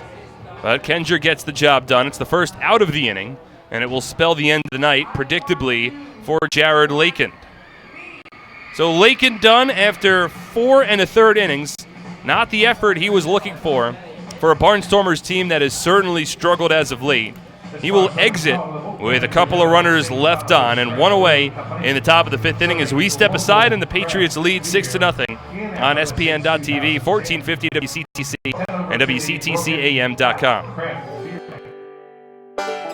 Attention troops, Scout Nights with the Somerset Patriots will be returning to TD Bank Ballpark for the upcoming season on Friday, June 28th, Sunday, July 28th, and Thursday, August 29th.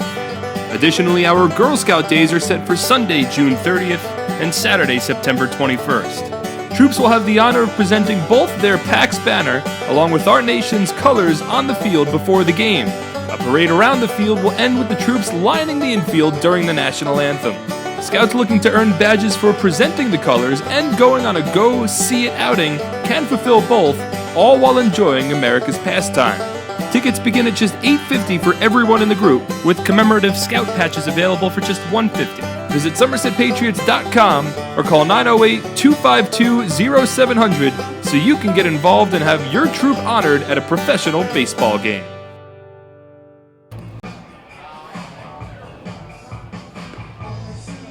Looking for a new or used car? There's no better place than the Flemington Car and Truck Country family of brands. Located on routes 202 and 31 in Flemington, New Jersey, or at Flemington.com. There you'll find a family-centered organization ready to take care of all of your automotive needs, as they've done since 1976. Fans get updates on the team, ticket specials, and upcoming promotions with the Patriots Blast. Text Somerset Patriots, that's one word, to 22828 to get signed up today. Again, Somerset Patriots, that's one word, to 22828. To get signed up today for the Patriots Blast. New pitcher in the game for Lancaster is the righty Christian Meister. Hard-throwing righty. Tails out of Lancaster claim that he could touch in the high 90s up to 98 with his fastball. Stands at 6'3", 210 pounds, 1993 birthday. Began the season in High A. Originally a 29th round draft pick by the Cleveland Indians. Played with High A Carolina and the Milwaukee Brewers earlier this season. Had a 3.18 ERA over 9 games. But he struggled in his time with Lancaster. This now his 4th appearance. He's tossed 2 2/3 innings. He's allowed 5 runs, all earned, as a 16.88 ERA. First pitch to Edwin Espinal, a right-handed power hitter stepping to the plate. Misses low and in. 1 ball and no strikes. Patriots in front 6-0. With runners on the corners and 1 away in the top of the 5th inning.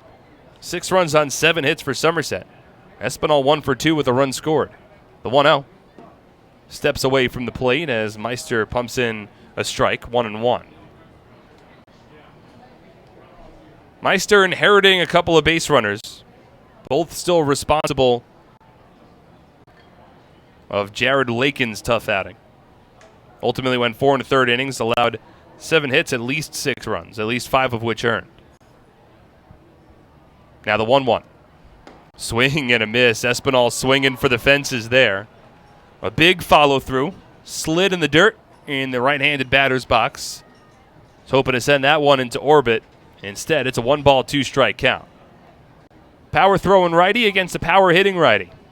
Pacioli off of third, Paredes at first. One away, top of the 5th inning.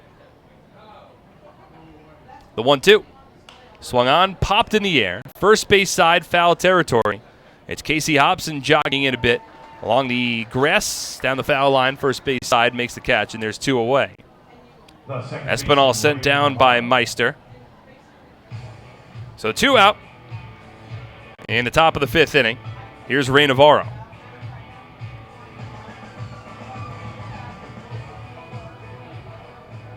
Meister, a 25-year-old. Spent the first 2 seasons of his career in the Indians organization, and then the next 2 with the Brewers, making it as advanced as High A Carolina earlier this year. First pitch to Navarro. It's a fastball taken for a called strike at the knees, 0-1. Ray's 1 for 2 today, had a base hit in his last at-bat. Somerset broke through with 4 runs in the top of the 3rd inning. RBI single from Yovan Gonzalez, 3-run home run from Jimmy Paredes. Now the 0-1. Navarro swings and muscles it out to shallow right field. Racing out to second baseman Gamashi can't get there. It's over his head. Pacioli scores for third, and the throw comes into third base, where Paredes slides feet first into the bag safely. Over to second goes Ray Navarro.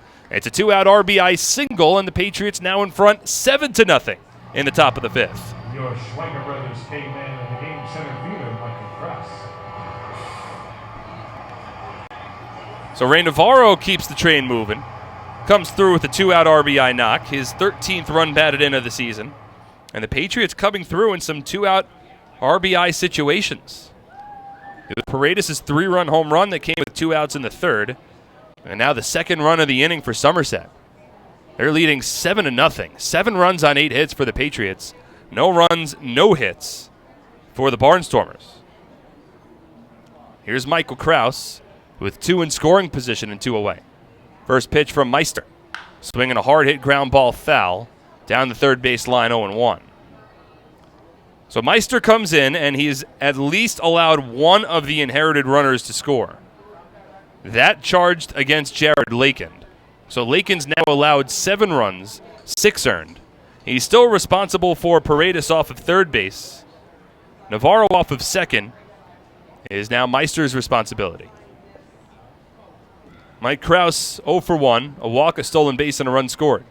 The 0-1. Inside, it gets away from Morin, rolls to the backstop, racing home's Paredes, but the tag applied by Meister, and the inning is over. Paredes tried to score from third on a wild pitch, but it goes 2-1 on the putout, and the inning is over. However, Somerset does plate 2 more runs on 3 hits, no errors, and 1 runner left on base. It is 7-0 Patriots. We're halfway home on SPN.TV, 1450 WCTC, and WCTCAM.com. I'm fighting cancer. I'm fighting cancer. I am fighting cancer. I fight every day. Every night, Every hour. every minute, and every second. Robert Wood Johnson University Hospital and RWJ Barnabas Health, together with the Rutgers Cancer Institute of New Jersey, bring the latest research, treatments, and clinical trials close to home. We're fighting cancer. And I'm not fighting alone. Robert Wood Johnson University Hospital. Let's beat cancer together. Nothing is more important than your child's education.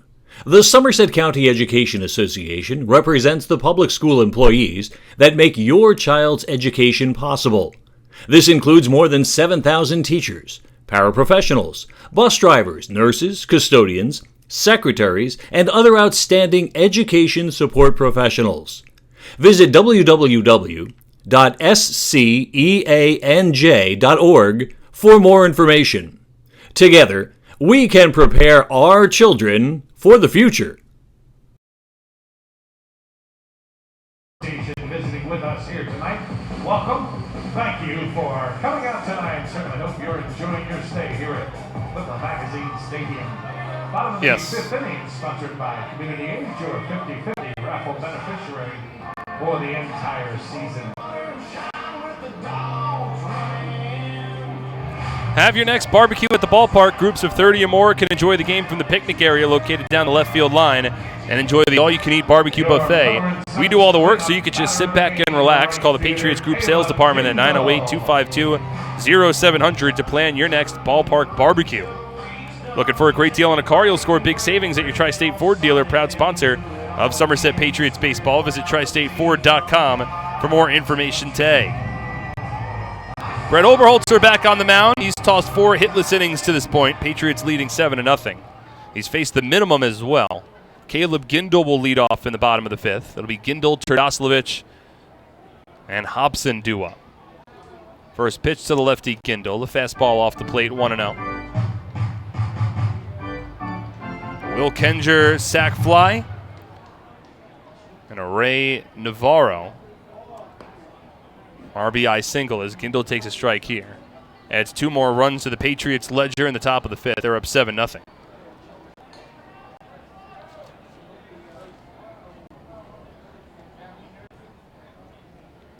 One swing and a miss. Oberholzer has the breaking ball working. That time snapped off a beauty, and it forced the left-handed hitting Caleb Gindel to drop down to a knee. And a swing and a miss. Now the 1-2. Another breaking ball. This one didn't have as much break to it. It stayed inside. 2 balls and 2 strikes.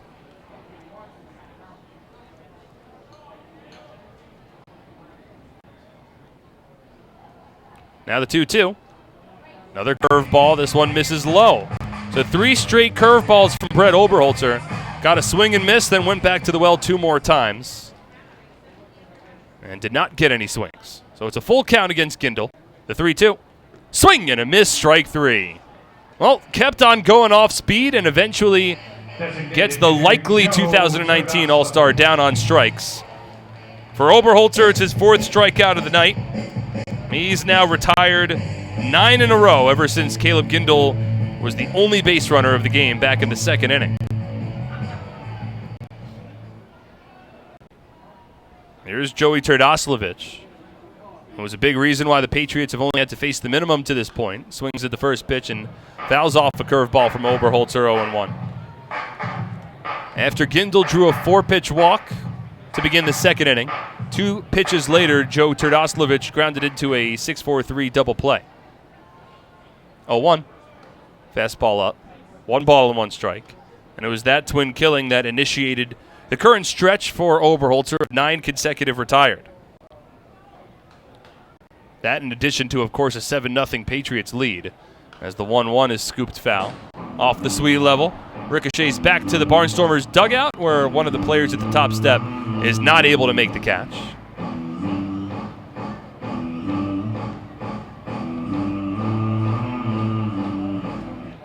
One ball, 2 strikes, 1 away. Bottom of the 5th, Somerset leading 7-0.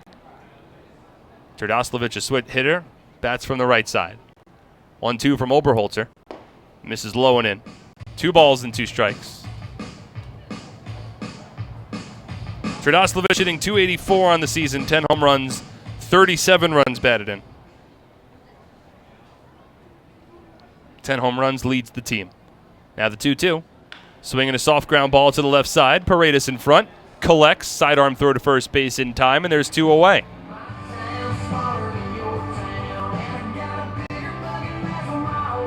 Oberholzer continues to impress. That's 11 consecutive retired. Now Casey Hobson steps to the plate. And Oberholzer continuing the success that he enjoyed in his last start with the Patriots. Mentioned it at the top of the broadcast, but his last time out against Long Island allowed a leadoff base hit and then retired the next 19 batters in a row.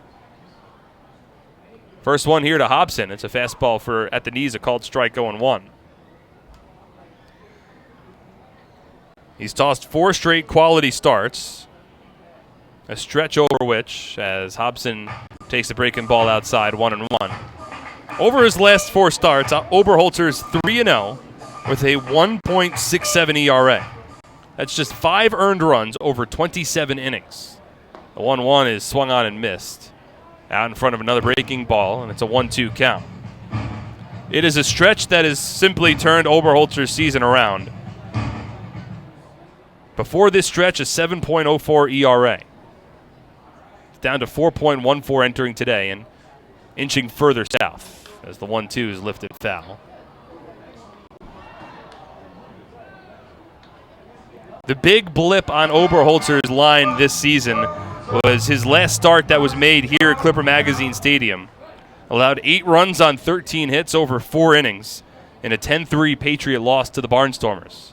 And Casey Hobson, one of the guys that victimized him, hit a grand slam off of Oberholzer in that ballgame. Now the 1-2. Swung on. This one lined hard and deep out towards right field. And Flores makes the catch. Onto the warning track, shy of the fence. Ramon Flores tracks it down. And it's 5 hitless innings thus far for Oberholzer. Patriots still in front 7-0 as we move to the 6th on SPN.TV, 1450 WCTC and WCTCAM.com. Nailed it! Now let's go play some Quick Draw. Quick Draw! Nothing beats the draw of Quick Draw, the game with over 40,000 daily winners. Find a place and bring your people. Happy with this year's tax refund? Probably not. Well, Flemington Department Store can't change the tax law, but can make things less taxing by crediting you double the sales tax on most top-quality brand sofas, chairs, recliners, bedroom and dining room sets, proudly showcased in Central Jersey's largest showroom. That's right, Flemington is paying your sales tax plus giving you a matching credit when you buy furniture, plus free delivery. The double sales tax credit event is going on now, only at Flemington Department Store. Okay, let's kick it off with the power spread. Go, go, go. Stop. Killer class. Let's go play Quick Draw. Nothing beats the draw of Quick Draw. A $1 bet could win up to $100,000. Find a place and bring your people.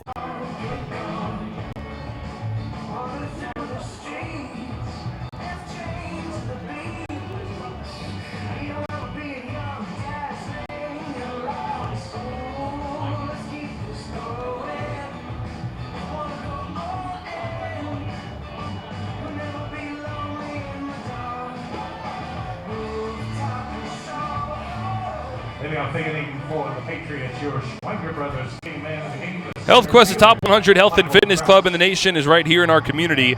Conveniently located on Route 31 and north of Flemington Circle. Flemington Department Store, it is worth the trip. Health Quest, also a proud sponsor of the Patriots. Visit them today and start your journey to becoming HQ Fit. We return for the top of the 6th inning. The Patriots leading the Lancaster Barnstormers by a score of 7-0. Michael Kraus was at the plate when the top of the 5th came to an end after Jimmy Paredes tried to score from third base on a wild pitch that rolled to the backstop. Christian Meister remains in the ballgame. And the first pitch now to Kraus is a fastball that is taken up and away. A 1 ball and no strikes. For our SPN.TV viewers, I'm working on the camera right now, hoping to correct the white balance a bit as Kraus takes a fastball above the strike zone. 2 balls and no strikes. It's that sun that sets out in left field that throws off the whole way that the broadcast is lit. Now the 2-0 to Kraus. Taken for a called strike, 2-1. Kraus has drawn a walk, has stolen a base, and has scored a run today.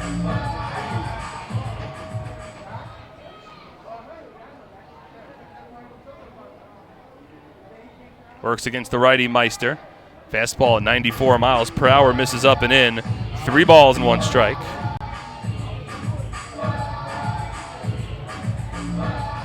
Seven runs, 8 hits for the Patriots. No runs, no hits for the Barnstormers to this point. Righty Meister comes set. 3-1. Inside ball 4. And Michael Kraus draws a leadoff walk here in the 6th inning. 4th straight inning in which the Patriots have had the leadoff man reach. In each of the previous 3 innings, Not only did the first batter of the inning reach, but the first two actually reached. And Somerset has scored at least a run in each of those innings. 4 runs in the third, 1 run in the fourth, and 2 more in the fifth rather. Now it's Alfredo Rodriguez, already with a hit and a walk today. Krause takes off. First pitch misses inside. Throw to second isn't in time. Head first dive into the second base bag for Mike Krause. It's his second steal of the game. He's also been caught stealing once. So he's 2 for 3. He's now stolen 10 bases on the season. And that coming in 13 attempts. Meanwhile, the pitch to Rodriguez missed the strike zone, so it's a 1-0 count. And Somerset continuing to keep the pedal to the metal against a Barnstormers team that certainly knows how to hit.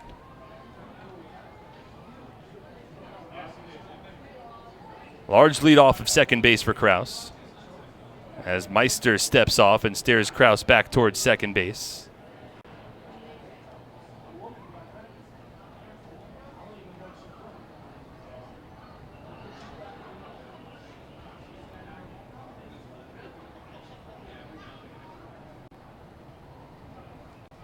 Long set here for Meister.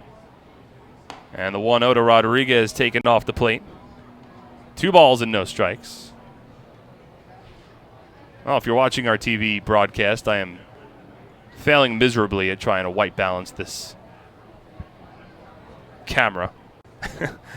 So I'm still working diligently. I try to figure out a way to make the shot a little brighter while we remain on the air and don't cut into the broadcast a bit.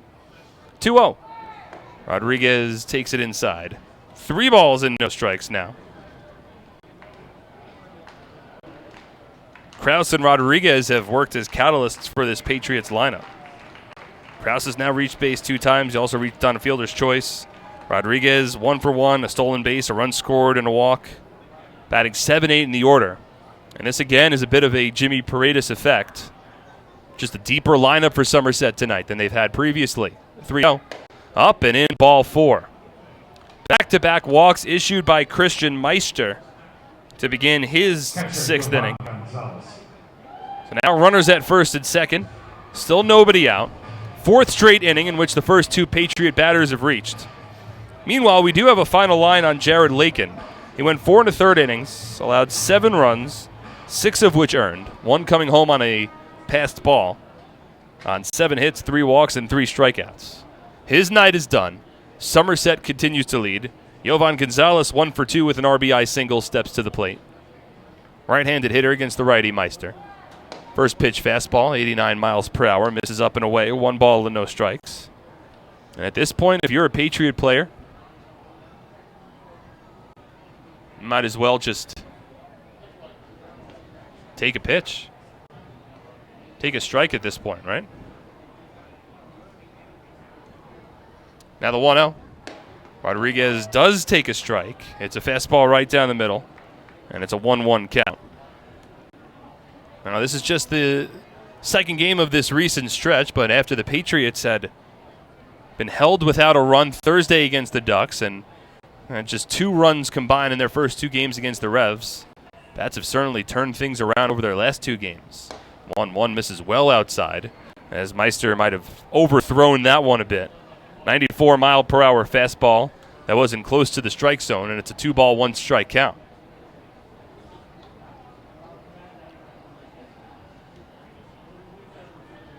Krause at second, Rodriguez at first. Patriots leading 7-0. Gonzalez at the plate.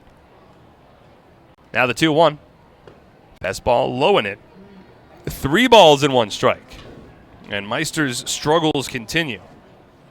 Again, Christian Meister, he's appearing in just his 4th game as a Barnstormer. He had walked 4 batters over 2 2/3 innings over his first 3 relief appearances. All a 16.88 ERA entering tonight. And he has struggled thus far, now in his 4th appearance. Krause off of second. The 3-1. Up and away, ball 4. 3rd straight walk issued by Christian Meister. And that is going to force Barnstormer manager Ross Peoples out of his dugout. And that'll be it for Meister. issues 3 straight walks to the first 3 batters of the 6th inning. He's loaded the bases loaded, and there will be a pitching change for the Barnstormers. Meister got the final 2 outs of the 5th, fails to record now in the 6th, and we'll see who the new pitcher is when we return. Somerset leading 7-0 on SPN.TV, 1450 WCTC, and WCTCAM.com. Attention New Jersey camps, it's time to start thinking about your summer schedule and field trips for your campers. The Somerset Patriots Camp Days have returned for the upcoming season. Head over to TD Bank Ballpark in Bridgewater to check out top-notch baseball for the best price in town.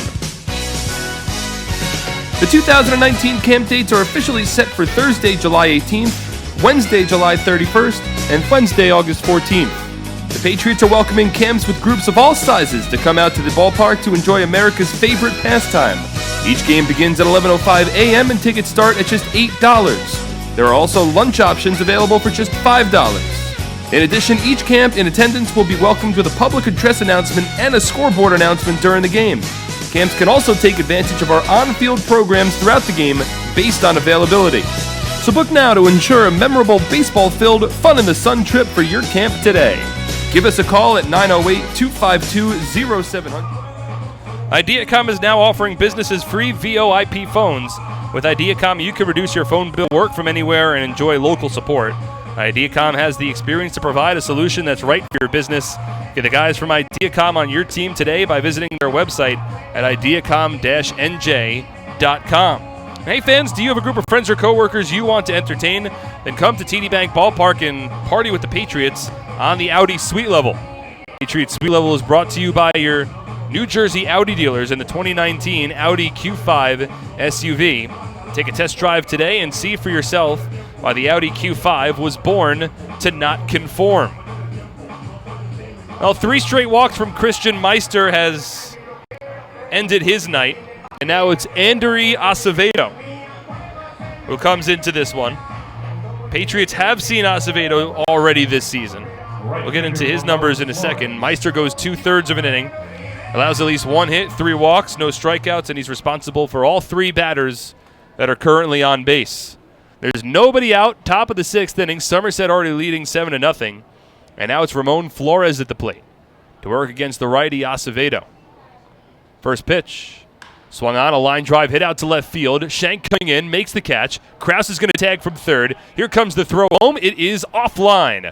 Kraus scores standing. Ramon Flores on the first pitch he sees lines a sacrifice fly and an RBI out to left field, and the Patriots are in front 8-0 over the Barnstormers.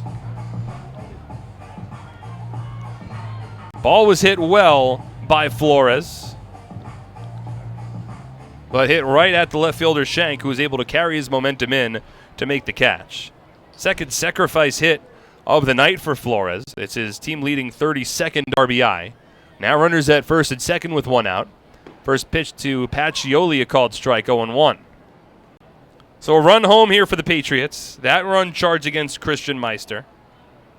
Still Rodriguez at second and Gonzalez at first with 1 away. Pacioli 0 for 2 with a walk and a run scored. The 0-1. Swung on, hit in the air out towards shallow left. Racing back is the shortstop Martinez, calls off Shank, and makes the catch. And there's 2 away. So Acevedo, to this point, has done his job, has returned a sense of normalcy to this inning. Now 2 out with runners at first and second, and another opportunity here for Jimmy Paredes. Paredes hit a 3-run home run in the 3rd inning, came to the plate with runners at first and second again in the 5th, and lined a base hit to left field so sharply that Somerset didn't have an opportunity to send a base runner home. And now he'll step in here and bat from the left side of the plate for the first time tonight. A switch hitter was 2 for 3 as a righty. Now he works as a lefty with 2 on and 2 out. First pitch. Fastball low and in, and it gets away from Morin. Ricochets off the backstop quickly, but not before it's Rodriguez advancing to third and Gonzalez onto second base. And that's a wild pitch against Andrei Acevedo. Now runners at second and third with still 2 away, and Somerset leading 8-0. Acevedo was on the mound during that nightmare inning for the Barnstormers Friday night. 1-0 outside. 2 balls and no strikes. In game 2 of that doubleheader against the Long Island Ducks, where the Barnstormers held an 8-1 lead going into the bottom of the 6th, and they gave up 11 runs, all with 2 out. It was Acevedo who was on the mound to begin that inning. The 2-0. Fastball on the outside corner, called strike 2-1. And it's now Acevedo tasked with keeping this ball game at its current 8-run deficit for the Barnstormers. Outfield deep, Paredes already with a 3-run home run as a right-handed hitter tonight. 2-1 on its way. Swung on a hard-hit ground ball, and it's into right center field, a base hit. Rodriguez scores. Rounding third base is Gonzalez. He will score without a throw. It is a 2-out, 2-run single from Jimmy Paredes. Now a 5 RBI day in his Patriot debut. And Somerset leads this one 10-0. What a game for Jimmy Paredes. 5 RBI. Over his first 4 at-bats as a Patriot, he is 3 for 4 today. And Somerset in the past, they've struggled in these 2-out RBI situations. Well, all 5 of Paredes' RBI tonight have come with 2 away in the inning. Now Will Kenger steps in, and the first pitch taken low. 1 ball and no strikes. So all 3 of the inherited runners score against Acevedo. All 3 of them are charged to Christian Meister. And his line, another tough one for the righty. Now the 1-0, well outside. 2 balls and no strikes. And once again, it's all Patriots. I mean, at one point, going into the bottom of the 8th inning on Sunday afternoon, Somerset held a 12-0 lead. I believe they had 13 hits to 2 hits for the Revs. Right now, it's 10-0 Patriots, and Lancaster is yet to record a hit. 2-0. Kenger takes a fastball on the outside part of the plate, a called strike, 2-1. And just, again, I mentioned it on Sunday that, in my opinion, was the most complete effort for the Patriots team this season.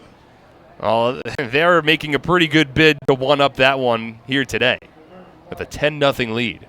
Paredes at first. Here's the 2-1. Kenger swings and lines it foul. 2 balls and 2 strikes. I got a ball presented by Ralph Wilhelm. Spotting call Ralph Wilhelm today for all your gutter and leaf protection. 3 runs home in the inning. First 3 batters against Christian Meister all drew walks. Ramon Flores brought home a run with a sac fly, and then Jimmy Paredes with a 2-out, 2-run single. He's at first, a 2-2 count now with Will Kenger at the plate. The pitch from the righty. Swinging a soft ground ball right back to the mound. Acevedo collects, underhand tosses it over to first, and the inning is over. But 3 more runs for the Patriots on just 1 hit, no errors, and 1 runner left on base. 10-0 Somerset as we move to the bottom of the 6th on SPN.TV, 1450 WCTC and WCTCAM.com. Nailed it! Now let's go play some quick draw. Quick draw! Nothing beats the draw of Quick Draw, the game with over 40,000 daily winners. Find a place and bring your... Happy with this year's tax refund? Probably not. Well, Flemington Department Store can't change the tax law, but can make things less taxing by crediting you double the sales tax on most top-quality brand sofas, chairs, recliners, bedroom and dining room sets, proudly showcased in Central Jersey's largest showroom. That's right, Flemington is paying your sales tax plus giving you a matching credit when you buy furniture, plus free delivery. The double sales tax credit event is going on now, only at Flemington Department Store. Okay, let's kick it off with a power sprint. Go, go, go. Stop. Killer class. Let's go play quick draw. Nothing beats the draw of Quick Draw. A $1 bet could win up to $100,000. Find a place and bring your people.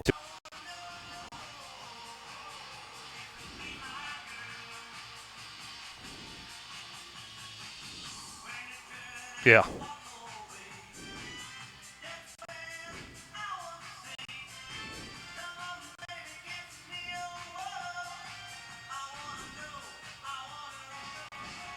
Leading off for your Barnstormers, the third baseman, Josh Bell.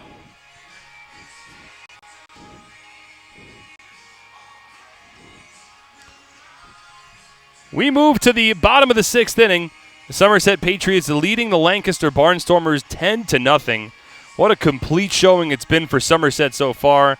5 RBI already for Jimmy Paredes. Meanwhile, lost in all of the fun, all of the shuffle for this Patriots lineup tonight is the fact that Brett Oberholzer has been shoving on the mound. His first pitch to Josh Bell here misses low and in. 1 ball and no strikes. Brett Oberholzer is currently in a stretch where he has retired 11 consecutive. As the 1-0 to Bell takes low. 2 balls and no strikes. We're through 5 innings, and the Barnstormers are still looking for their first hit of the night. It's a 2-0 count against the switch-hitting Josh Bell. Struck out swinging in his first at-bat. 2-0 from Oberholzer, taken inside. 3 balls and no strikes. Only 1 base runner so far for the Barnstormers today. It was a leadoff walk to Caleb Kindle in the second inning. Oberholzer was at 64 pitches through his first 5. Now the 3-0 to the righty. Fastball at the knees, a called strike, 3-1. Oberholzer has only had to face the minimum through his first 5 innings. It's Bell, Morin, and Schenk. 7, 8, 9 due up here in the 6th. The 3-1. Fastball above the letters, ball 4. And it's just the second base runner issued by Brett Oberholzer tonight. The catcher, Parker Morin. So that breaks up a stretch of 11 consecutive retired by the lefty. Just 2 walks issued so far from Oberholzer over 5 scoreless innings, no hits, and 4 strikeouts. Now the lefty Parker Morin steps in. Somerset leading 10-0. 10 runs on 9 hits for the Patriots. Oberholzer will throw to first base, nursing a 10-run lead, and Josh Bell back standing.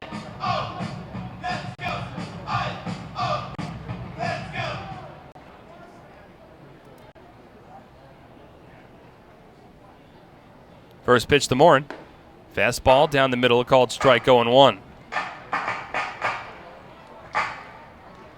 Well, David Kubiak on Sunday probably had the most impressive start for a Patriot pitcher this season against such a talented Revolution lineup. 0-1. Swung on and hit in the air deep towards right field. Turning around is Flores, and there it goes. Parker Morin gets in front of a breaking ball, and the Patriots will not make history tonight.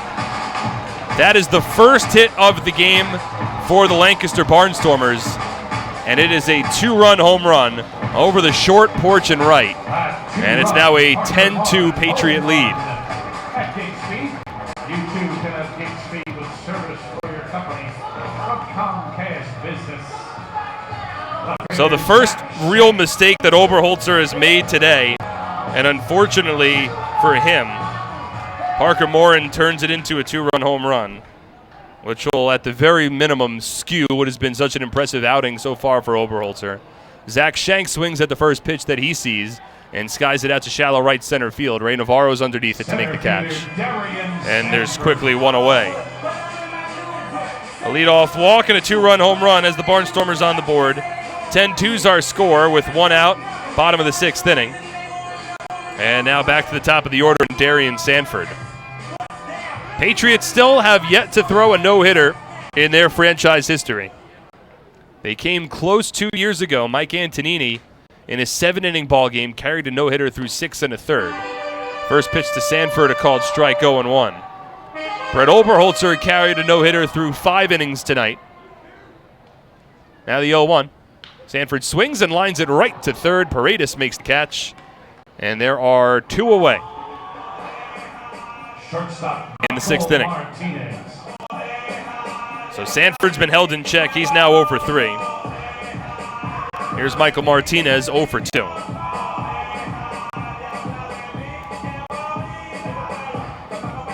Cotton candy skies here at Clipper Magazine Stadium as the sun is set on a picturesque Tuesday evening.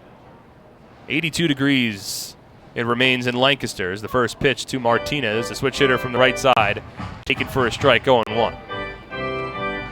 Well, I don't think that I jinxed Oberholzer. I don't believe that I have the ability to do so, as the 0-1 is ripped over Paredes and into left field, a base hit. Hard turn around first base for Martinez, but he holds there. second hit of the game for the Barnstormers, and a 2-out base runner in the 6th. There might be those who argue that I do have the ability to jinx a pitcher. I don't believe I possess that power. Some might say that I am a bit impressive, but I'm joking. But I can't do that. But what I was going to say, before that Parker Morin 2-run home run earlier in this inning, as Oberholzer works from the stretch, and the first pitch to Dan Gamache, a called strike 0-1. Before that home run, I was going to say, well, David Kubiak tossed 7 shutout innings, allowing 2 hits, no walks, and 13 strikeouts on Sunday. But Oberholzer, if he kept that no-hit bid going, would have thrusted himself into the conversation for the best start for a Patriot this season, as Gamache fouls off a fastball 0-2. I mean, Somerset's never thrown a no-hitter in their franchise history. So I would imagine that the first starting pitcher to do so would immediately enter the conversation amongst the best starts of any pitcher in Patriots franchise history. Unfortunately, the no-hitter for Somerset will not happen tonight. It was ended by a 2-run home run from Parker Morin earlier in this inning. 0-2 to Gamache. Fastball outside, maybe a bit low. Oberholzer started walking off the mound. He thought he had drawn strike 3. Didn't get the call from Nate Caldwell, and it's a 1-2 count. 2 no-hitters have been thrown against the Patriots, including one at TD Bank Ballpark. But no Patriots have ever thrown a no-hitter. 1-2. Swing and a miss, strike 3. Breaking ball gets Gamache out in front, and that retires the side. But 2 runs home for the Barnstormers on 2 hits, no errors, and 1 runner left on base. We'll head to the 7th, Somerset leading 10-2 on SPN.TV, 1450 WCTC, and WCTCAM.com.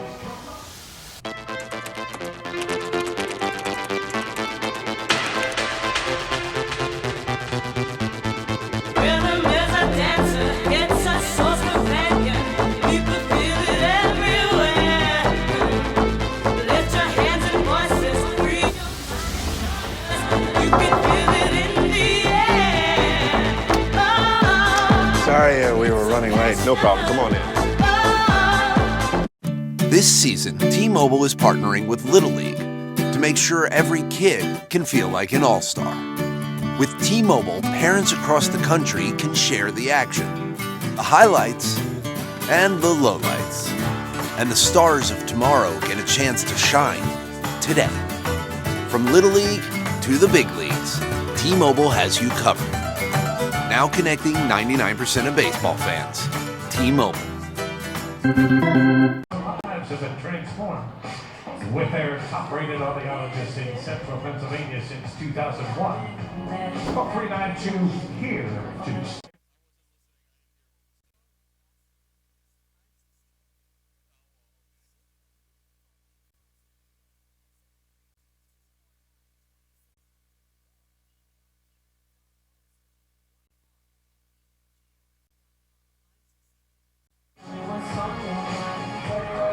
With nationally recognized service, competitive rates, and an award-winning teen driver safety program, NJM Insurance Group is a home run for New Jersey. Get your free quote at njm.com. This isn't just insurance, it's NJM. For complete family eye care, go where the Patriots go. See Dr. I.B. Ehrlich and Dr. Martin Storbeck at Bridgewater Optometric Center, located in Pearl Vision at Somerset Shopping Center. Bridgewater Optometric Center is the official eye doctor of the Somerset Patriots. Bring in your Patriots ticket stub for an additional 5% discount. Edwin Espinal to lead off in the top of the 7th inning. Andrew Acevedo remains on the mound for Lancaster.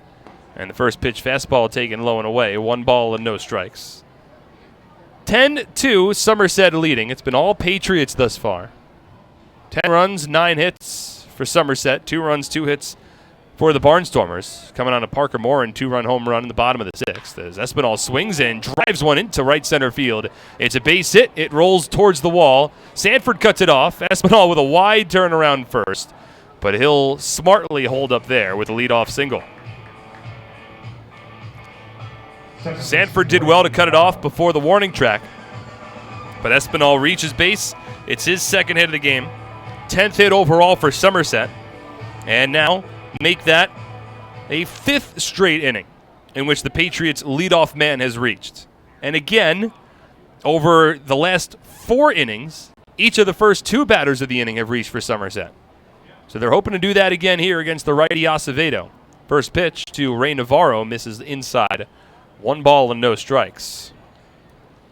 And if the Patriots lineup, I know it's a very, very small sample size between tonight's ball game and Sunday's game, but if they're able to play not even at this pace, but somewhat close to it, combine that with their pitching, as Ray Navarro takes a strike here, 1-1, and all of a sudden you've got a team that is, I mean, the Patriots are already right in the conversation for the best team in the Atlantic League. They have the second best overall record. But it's been their batting that has sort of not had the season that they were overall hoping for to this point, as Navarro takes the fastball off the plate, 2-1. It's the pitching that's been the driving force for Somerset. As a staff, they have the lowest ERA of any team in the Atlantic League, a 3.35 ERA entering this ballgame. Espinal at first, 2-1 to Navarro. Swung on a line drive into right center field. It's a base hit. Going over is Gindel. He slides to cut it off. Espinal round second. He'll lumber his way into third base. And for the 5th straight inning, the Patriots' first 2 batters reach. That is Ray Navarro's 3rd hit of the game. And he seems to be enjoying hitting out of the 6th spot. Runners on the corners, still nobody out. And now Michael Krause will have another turn at bat. 11 hits for the Patriots tonight. Look, it's a Patriots team, best team ERA in the league. They rank 4th in the league in batting as a team with a 2.67 ERA, batting average rather, entering tonight. That'll change. Find themselves last in the league in home runs. As Michael Krause takes the first pitch off the plate, 1 ball and no strikes. And in overall run production, Somerset has scored the 2nd least amount of runs of any team in the league. Only team that has scored less than them is Southern Maryland. 1-0. Breaking ball misses outside, 2-0. So again, I want to preface it by saying it's still a small sample size, but with the Paredes edition, the way they played on Sunday and the way they're playing here today, you start to bump up some of those offensive numbers and combine it with the best pitching staff statistically in the league so far this year. That forms a pretty good team. As Krause swings and misses at a fastball. Sidearmed 93-mile-per-hour fastball from the righty Acevedo, and it's a 2-1 count. Krause has yet to record a hit today, but he's drawn a couple of walks. He has stolen 2 bases, and he has scored 2 runs. So it has still been a productive afternoon/evening for the righty. As the 2-1 is muscled foul, first base side. Hobson gives it a look, but it lands out of play. 2 balls and 2 strikes. Espinal off of third. Navarro at first. Couple of hits already in the inning against Acevedo, who entered and got the final 3 outs of the 6th inning. Allowed all 3 inherited runners to score, but no runs have been charged to Acevedo to this point. Acevedo, the 3rd pitcher used by Ross Peoples tonight. 2-2. Swung on, a ground ball softly hit to third. In front of its bell, he'll throw to second for 1. Turn throw to first isn't in time. Meanwhile, scoring from third base on the RBI fielder's choice is Edwin Espinal. And it's now an 11-2 Somerset lead. Shortstop, Alfredo Rodriguez. And with Krause beating out that turn throw to first, it goes down instead of a double play where he wouldn't have had an RBI. He gets an RBI on the fielder's choice. It's his 11th run batted in of the season. Navarro out at second base on the 5-4 putout. So runner at first with 1 away. Here's Alfredo Rodriguez, who swings and drives this ball deep in the air to left. But it is playable for Schenk. Ranges a bit to his right, makes the catch. Krause holds at first, and there's 2 away. So Rodriguez got aggressive, attacked the first pitch from Acevedo. Hit the ball well, but it is a spacious left field at Clipper Magazine Stadium. A shallow right, but a spacious left. That's the first time that Rodriguez has been retired tonight. He'd previously been 1 for 1 with a couple of walks, a couple of runs scored, and a stolen base. And now it's Jovan Gonzalez, who's reached base twice, 2 runs scored, an RBI single in the 3rd. That was the first run of the game for the Patriots, the first of now 11, and we're still just in the 7th inning. Gonzalez takes a first pitch strike here from Acevedo, 0-1. He'll be entering with a .239 batting average. Has bumped it up to .245 with his performance so far today. 0-1. Called strike on the outside corner. Jovan disagrees. It's an 0-2 count. Gonzalez making his 5th straight start as the battery for Somerset starting pitcher Brett Oberholzer. His turnaround has been coincided with working with Jovan Gonzalez a bit more. 0-2 bounced in the dirt, gets away briefly from the catcher Morin, but Kraus not taking off from first base, and now I believe a balk has been called. Kraus has been sent by the first base umpire over to second. So that must have been a balk that was called by the first base umpire Bill Reuter. In which case there wouldn't be a pitch that was affected there. Should still be an 0-2 count. It is. So Kraus to second on a balk. Must have missed where the balk was called as the 0-2. Gonzalez broken bat swing and a ground ball deflects off of Acevedo's foot, ricochets onto the shortstop Martinez, and he completes the put out to first base. It is a 1-6-3 put out, and the inning is over. But a run home for the Patriots on 2 hits, no errors, and 1 runner left on base. Somerset in front, 11-2, as we move to the bottom of the 7th after we're done stretching on SPN.TV, 1450 WCTC and WCTCAM.com.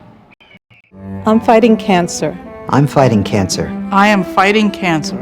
I fight every day, I fight every night. Every hour. every minute, and every second. Robert Wood Johnson University Hospital Somerset and RWJ Barnabas Health, together with the Rutgers Cancer Institute of New Jersey, bring the latest research, treatments, and clinical trials close to home. We're fighting cancer. and I'm not fighting alone.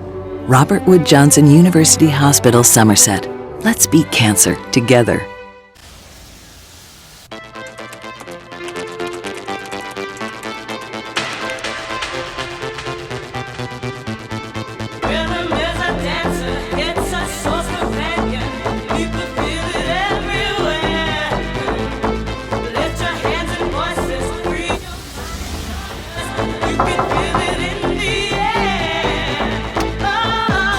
Sorry, we were running late. No problem. Come on in.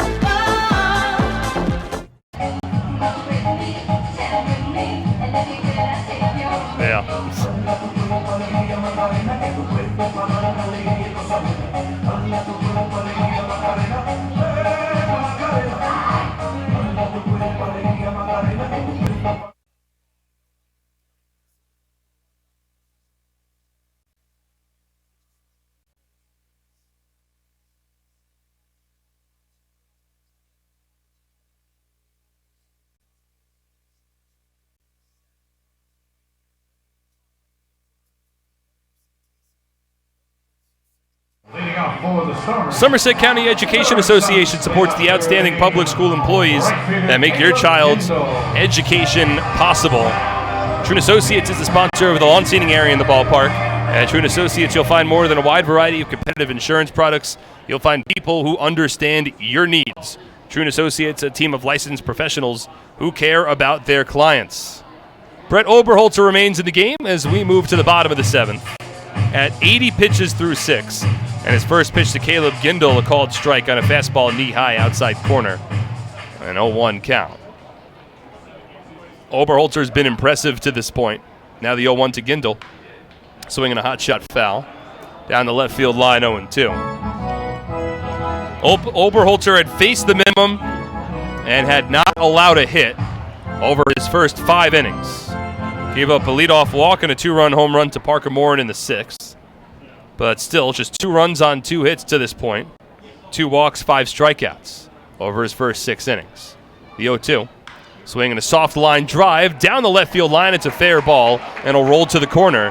Gindel races his way around first base, and he'll arrive into second standing. The ball bobbled by Pacioli in left field, and I believe they might rule that a ground rule double. There is vines along the fencing in the left field corner. Pacioli was struggling to get the ball out. He put his hands up in the air, Gindle has rounded the bases and touched home just to be safe. The third base umpire, Bill Worthington, is running all the way out to left field to investigate whether or not it should be ruled a ground rule double. As Gindle starts walking his way back towards second base. And we'll see how it's ruled. And looks like it has been ruled a double. Gindle was beat on the pitch. He just sort of bailed in the left-handed batter's box, threw the bat head at the ball, and was able to poke it down the left field line. It stayed fair and rolled all the way into the corner and nestled its way into the vines near the left field foul pole in foul territory in that left field corner. So a leadoff double for Caleb Gindle. He's at second base. That's just the third hit allowed by Brett Oberholzer. Here's Joey Terdoslavich now with a runner in scoring position and nobody out. First pitch. Terdoslavich swings and fouls it off. 0-1. So the line now, if you look at Oberholzer's line, it doesn't necessarily stand out as much as it previously had. I mean, right now it's at 6+ innings, 2 runs, 3 hits, 2 walks, 5 strikeouts, but he had a no-hitter going through 5. And it's a bit similar, honestly, to his last start. Now the 0-1. Terdoslavich takes it low and in. 1 ball and 1 strike. Already mentioned it a couple of times, but Oberholzer retired 19 in a row at one point and had a 1-hitter going into the 8th inning in his last start before allowing 2 runs on 3 hits in that final inning to somewhat skew his line. 1-1. Fouled off again down the first base line, 1-2. But Oberholzer was at 80 pitches through 6, so the leash long for him. Meanwhile, the Patriots haven't really had to use the back end of their bullpen in quite some time. Mike Antonini last pitched almost a week ago. Between a 6-0 loss on Thursday, a close 2-1 loss on Friday. 1-2 here to Terdoslavich. Checks his swing. Went around strike 3, but the breaking ball gets away from Jovan Gonzalez. Terdoslavich heads to first on the drop third strike.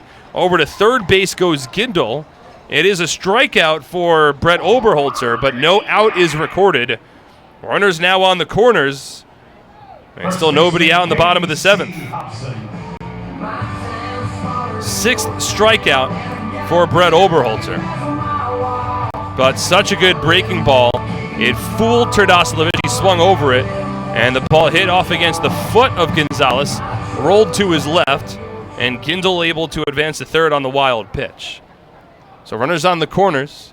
Nobody out. Here's Casey Hobson. 0 for 2 today.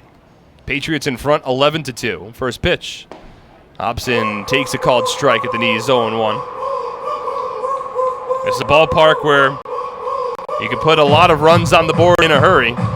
So Somerset leads by 9. They're comfortably ahead, but certainly Hobson has the power with one swing of the bat to make this a 6-run game. 0-1 from Oberholzer. Swing and a miss. And a smart pitch there from Obi. A breaking ball low and away to the left-handed power hitter.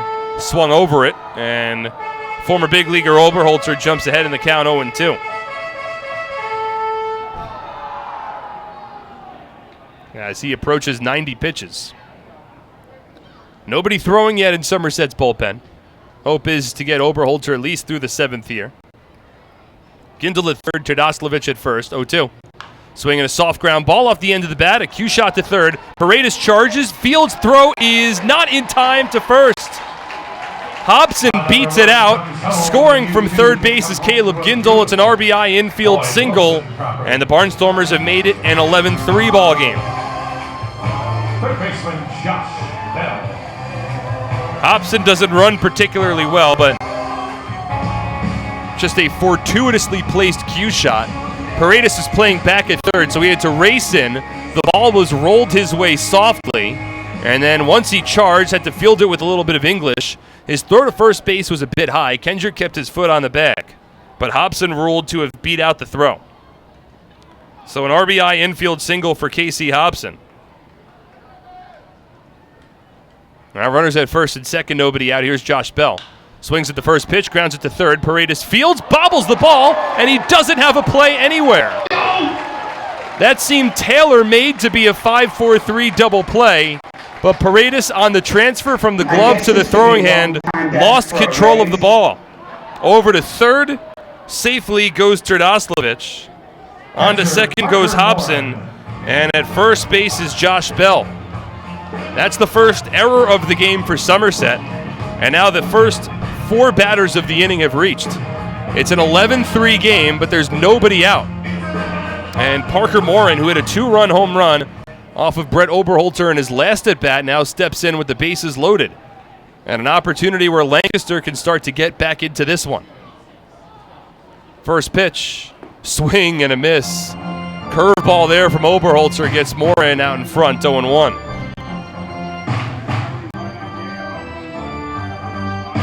It's ruled a fielding error by Jimmy Paredes.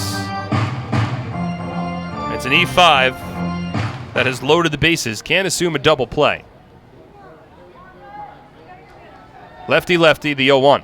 Swing and a miss again, a breaking ball. And it's 0-2. And Oberholzer has not had a lot of good luck in this inning.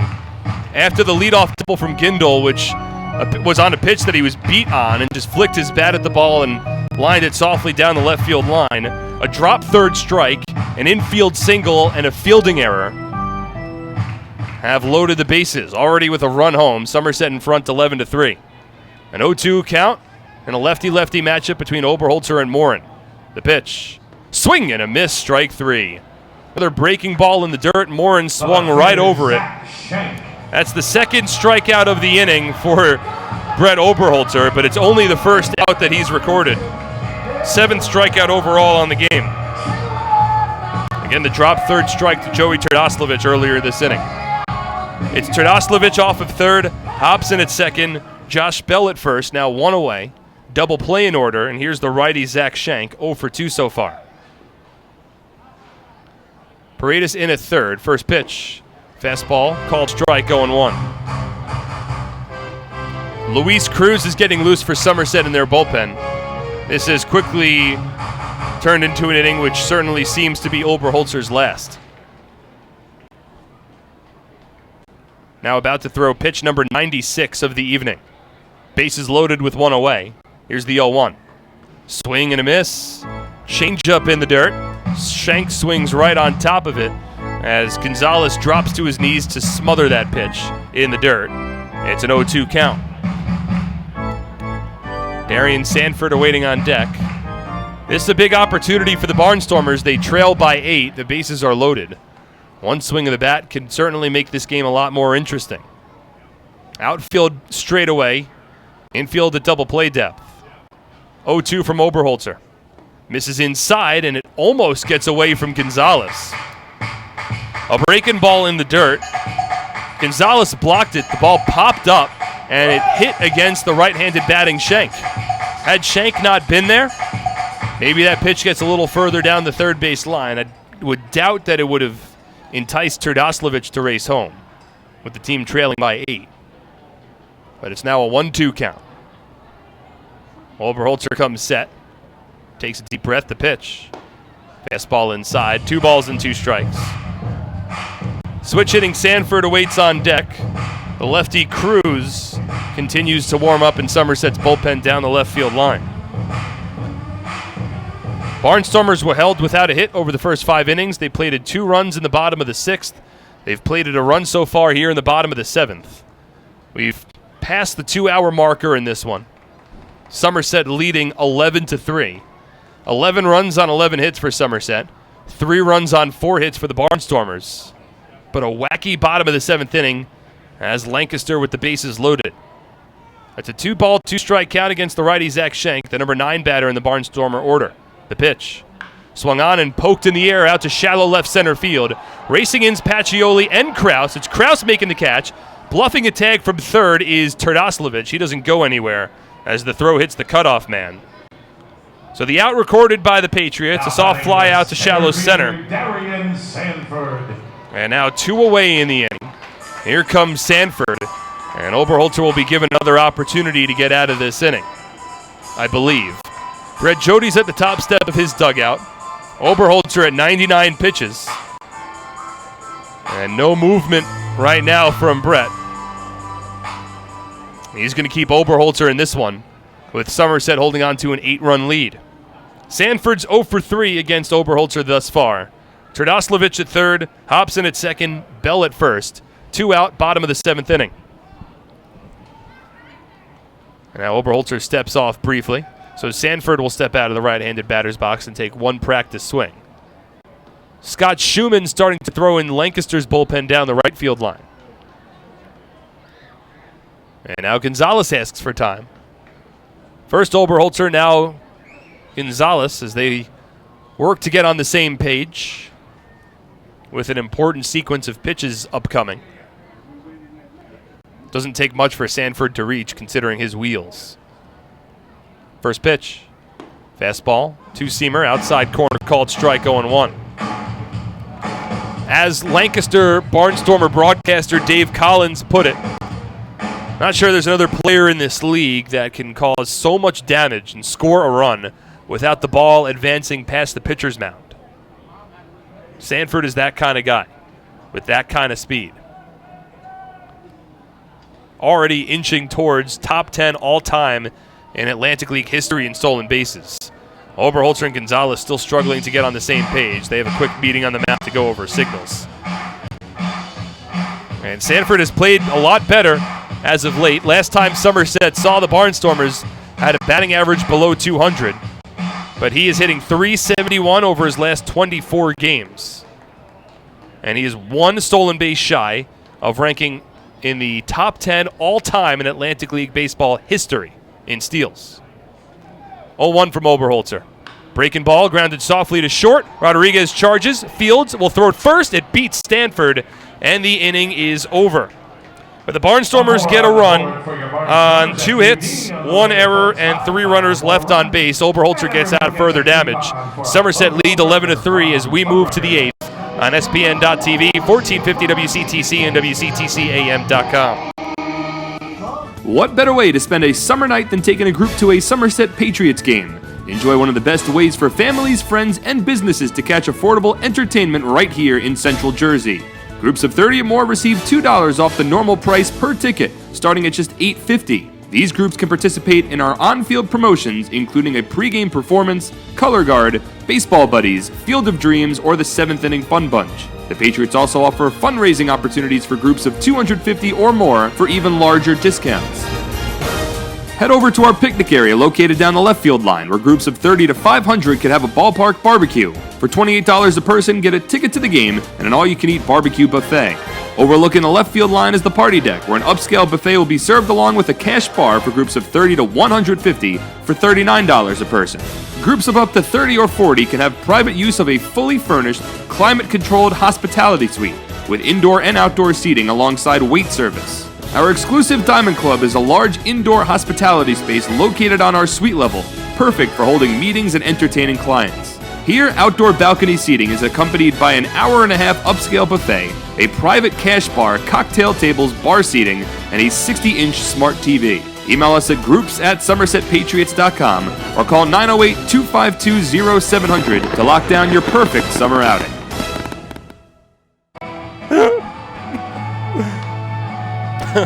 Looking for a great deal on a car? You'll score big savings at your Tri-State Ford dealer, proud sponsor of Somerset Patriots baseball. Visit tristateford.com for more information today. Get the checking account for smart people. Provident Smart Checking. No minimum balance, no monthly service fees. Yes, indeed. Provident Bank commitment you can count on. Get the ball rolling at provident.bank. We've had a wild one so far tonight in Lancaster. It's been a fun one, however, especially if you are a Somerset Patriots fan. It is an 11-3 Somerset lead as we move to the top of the 8th inning. The Patriots have scored at least 1 run in every inning since the 3rd. That is 5 straight innings with a run. 4 in the 3rd inning, 1 in the 4th, 2 in the 5th, 3 in the 6th, and 1 more in the 7th. Meanwhile, the Barnstormers played 2 runs in the 6th and 1 in the 7th as well, so it's just an 11-3 Patriot lead. Ramon Flores at the top of this Patriot order will begin the 8th inning. A new pitcher in the game for the Barnstormers. It's the former Atlantic League All-Star Scott Schumann. Right-handed reliever will come on here to face Ramon Flores. First pitch from the righty. It's a fastball missing outside, 1-0. Final line on Andrew Acevedo. He allows 1 run over 2 innings of work, 3 hits, no walks, no strikeouts. 1-0 to Flores.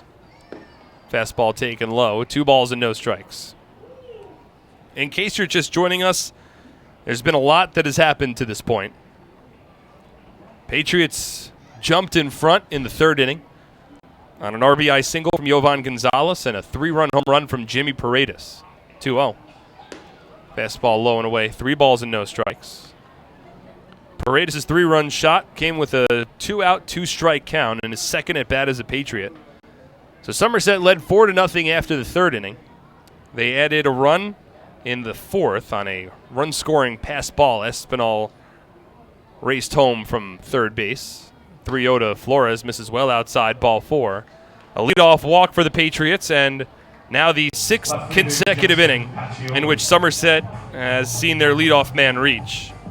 Another thing I was going to get to in the game recap, in every inning since the 3rd inning, the first 2 batters of the inning have reached base for the Patriots. First 3 reached in the 3rd, first 2 reached in the 4th, first 3 reached in the 5th, first 3 reached in the 6th, and the first 2 reached in the 7th. And now Flores has led off the 8th inning with a walk. Here's Justin Pacioli. Works against Schumann. First pitch. Fastball misses high, 1-0. So Somerset was leading 5-0 after the 4th inning. And then in the 5th, they'd had 2 more runs. Sac fly from Will Kenger. That chased Lancaster starting pitcher Jared Lakin from the ballgame. He allowed 7 runs, 6 earned over 4 1/3 innings. As the 1-0 to Pacioli's taken for a strike, 1-1. And then later in that inning, a 2-out RBI single from Ray Navarro made it a 7-0 Patriot lead. And then in the 6th, for good measure, 3 more runs would score for the Patriots. A sac fly from Ramon Flores and a 2-out, 2-run single from Jimmy Paredes. The 1-1. Pacioli swings, grounds it to short, could be 2. Martinez to Gamache, turn and throw at first base in time. And Justin Pacioli doubled up, which is not something that you hear quite often. Taylor made 6-4-3 double play, and there's 2 away in the 8th. Valid for 15% off, courtesy of Bonefish Grill. So 2 out, nobody on. And now Jimmy Paredes, who's already had himself a banner debut. Somerset added those 3 runs in the 6th. They got another run home on an RBI fielder's choice from Mike Krause in the 7th to jump in front at the time, 11-2. Paredes has been the star of this one. First pitch from Schumann is a fastball that misses out low and outside. 1 ball and no strikes. First game as a Patriot, Paredes is 3 for 4 with a 3-run home run, a run scored, and 5 runs batted in. Now the 1-0. Fastball taken low. 2 balls and no strikes. I'll have to go back and dig into the Patriots' history books a bit to see the last time that somebody had a debut like this, a 5 RBI debut. A 3 for 4 performance. And look, every game won't be 3 for 4 with 5 RBI, but this is certainly an example of the kind of player that the Patriots got in Paredes. 2-0. Fastball misses low and away. 3 balls and no strikes. Overall, it's 11 runs on 11 hits for Somerset. 3 runs on 4 hits for the Barnstormers. And again, if you're just joining us, Brett Oberholzer, this Patriots starting pitcher, held the Barnstormers without a hit for the first 5 innings. 3-0. Called to strike. Knee high outside corner, 3-1. Paredes doing all of this against his former team. Put up big numbers in a limited amount of time with the Barnstormers last year.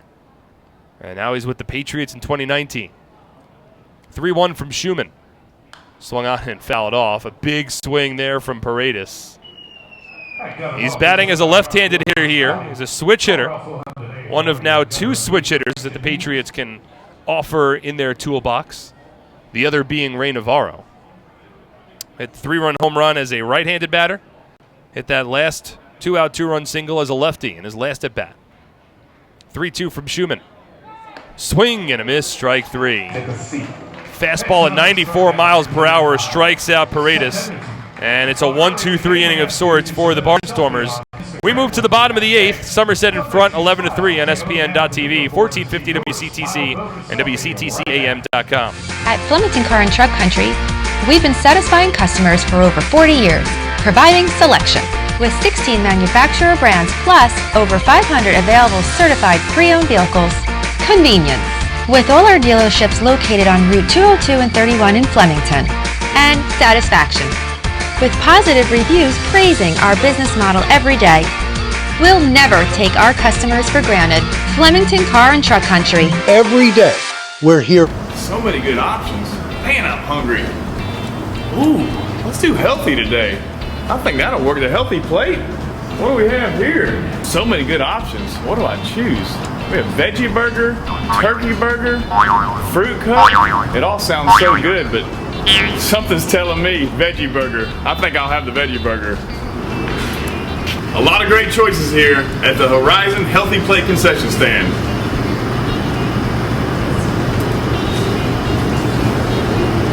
That's a tasty burger.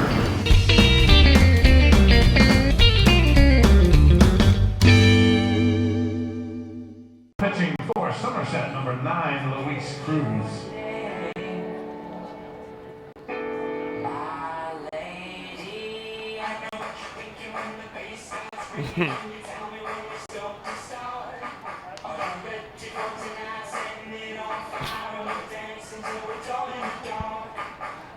New pitcher in the game for the Patriots as we move to the home half of the 8th inning. It is Luis Cruz who has entered in hopes of keeping this one at comfortable margin for the Patriots. Cruz enters with an 11-3 Somerset lead. Brett Oberholzer's night is done. We'll get to his final line in a moment. But Luis Cruz has been enjoying quite an impressive stretch as of late. The lefty had the tough starts that have been well documented at the beginning of the season, but since that point, and specifically over the last month, he's been arguably one of the most consistent Patriot relief pitchers in their bullpen. Enters with a 1-1 record and a 3.48 ERA. Michael Martinez leads off, and the first pitch in for a called strike, 0-1. Cruz now making his 19th relief appearance of the season.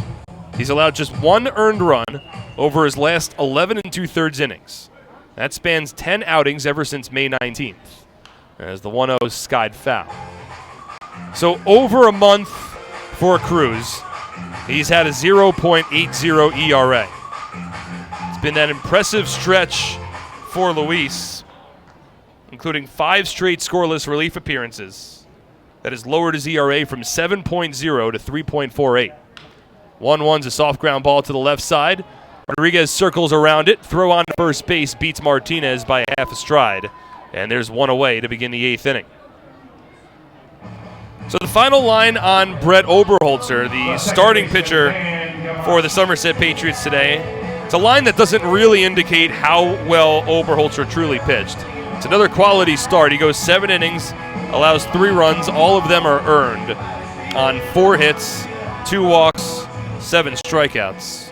Threw 101 pitches, 69 for strikes. So now with 1 out, nobody on, here's Dan Gamache, been held without a hit tonight. And the first pitch from Cruz misses low and away, 1-0. So some cricket numbers for Oberholzer, but boy, I mean, he had a no-hitter through 5.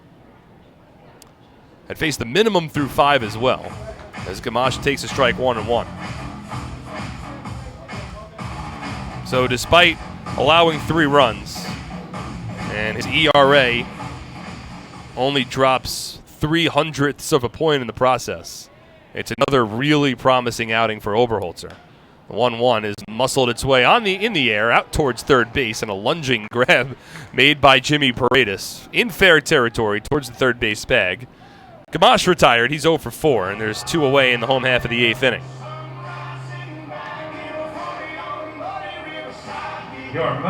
So 2 out, nobody on. That'll bring up Caleb Gindel.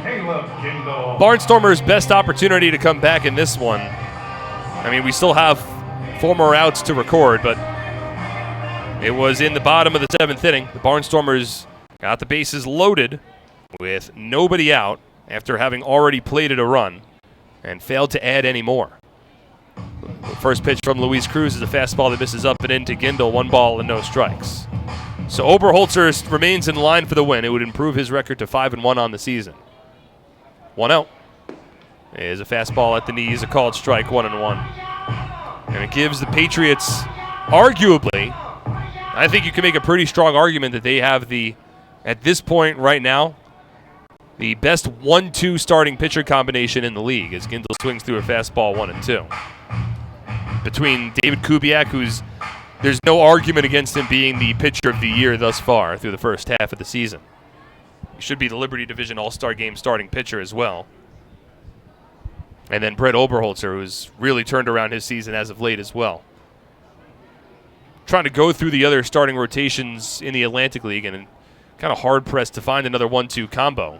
Gindel slaps at one, lifts it out to shallow left field. Pacioli races in. He dives full extension, but he can't make the play.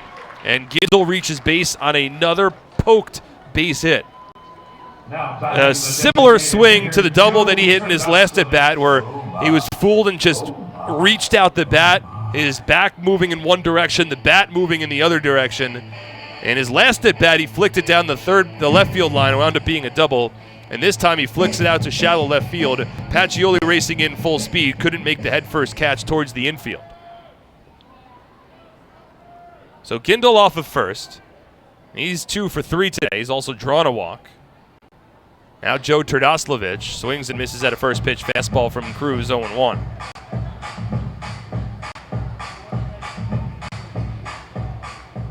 But in terms of 1-2 starting pitchers, Travis Banwart's been impressive for the Ducks. I guess you would pair him either with Joe Iorio as Turdoslavich swings and misses here 0-2. Or maybe Jake Fisher. But I don't think that matches Kubiak and Oberholzer. Sugarland's lost a number of impressive starting pitchers. I mean, the Blue Crabs have Craig Stem and Darrell Thompson, but I don't think that gets the job done either. Turdoslavich chops one to short. It's fielded by Rodriguez. He flips it over to second, and the inning is over. So it's a scoreless inning for Luis Cruz. Make that 6 straight scoreless relief appearances unless he comes back out for the 9th, in which case we'll find out more. Patriots in front 11-3. We move to the 9th on SPN.TV, 1450 WCTC and WCTCAM.com. I'm fighting cancer. I'm fighting cancer. I am fighting cancer. I fight every day. Every night, Every hour. every minute, and every second. Robert Wood Johnson University Hospital and RWJ Barnabas Health, together with the Rutgers Cancer Institute of New Jersey, bring the latest research, treatments, and clinical trials close to home. We're fighting cancer. And I'm not fighting alone. Robert Wood Johnson University Hospital. Let's beat cancer together. This season, T-Mobile is partnering with Little League to make sure every kid can feel like an all-star. With T-Mobile, parents across the country can share the action, the highlights, and the lowlights. And the stars of tomorrow get a chance to shine today. From Little League to the big leagues, T-Mobile has you covered. Now connecting 99% of baseball fans. T-Mobile.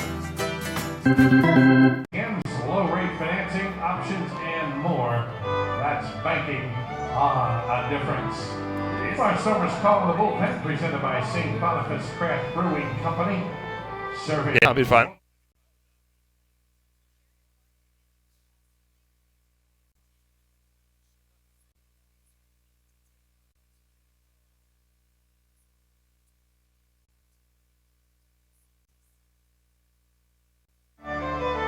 We return for the top of the 9th inning. Somerset in front of this one convincingly, 11-3 over the Barnstormers. Another new pitcher for Lancaster as Scott Schumann's done, and now in the top of the 9th inning, Caleb Gindel will get another pitching performance for the Barnstormers. This is not something that is necessarily coming out of left field, mainly because Gindel, when he's in the lineup, normally plays right field. But jokes aside, Gindel has been pitching for Lancaster somewhat consistently.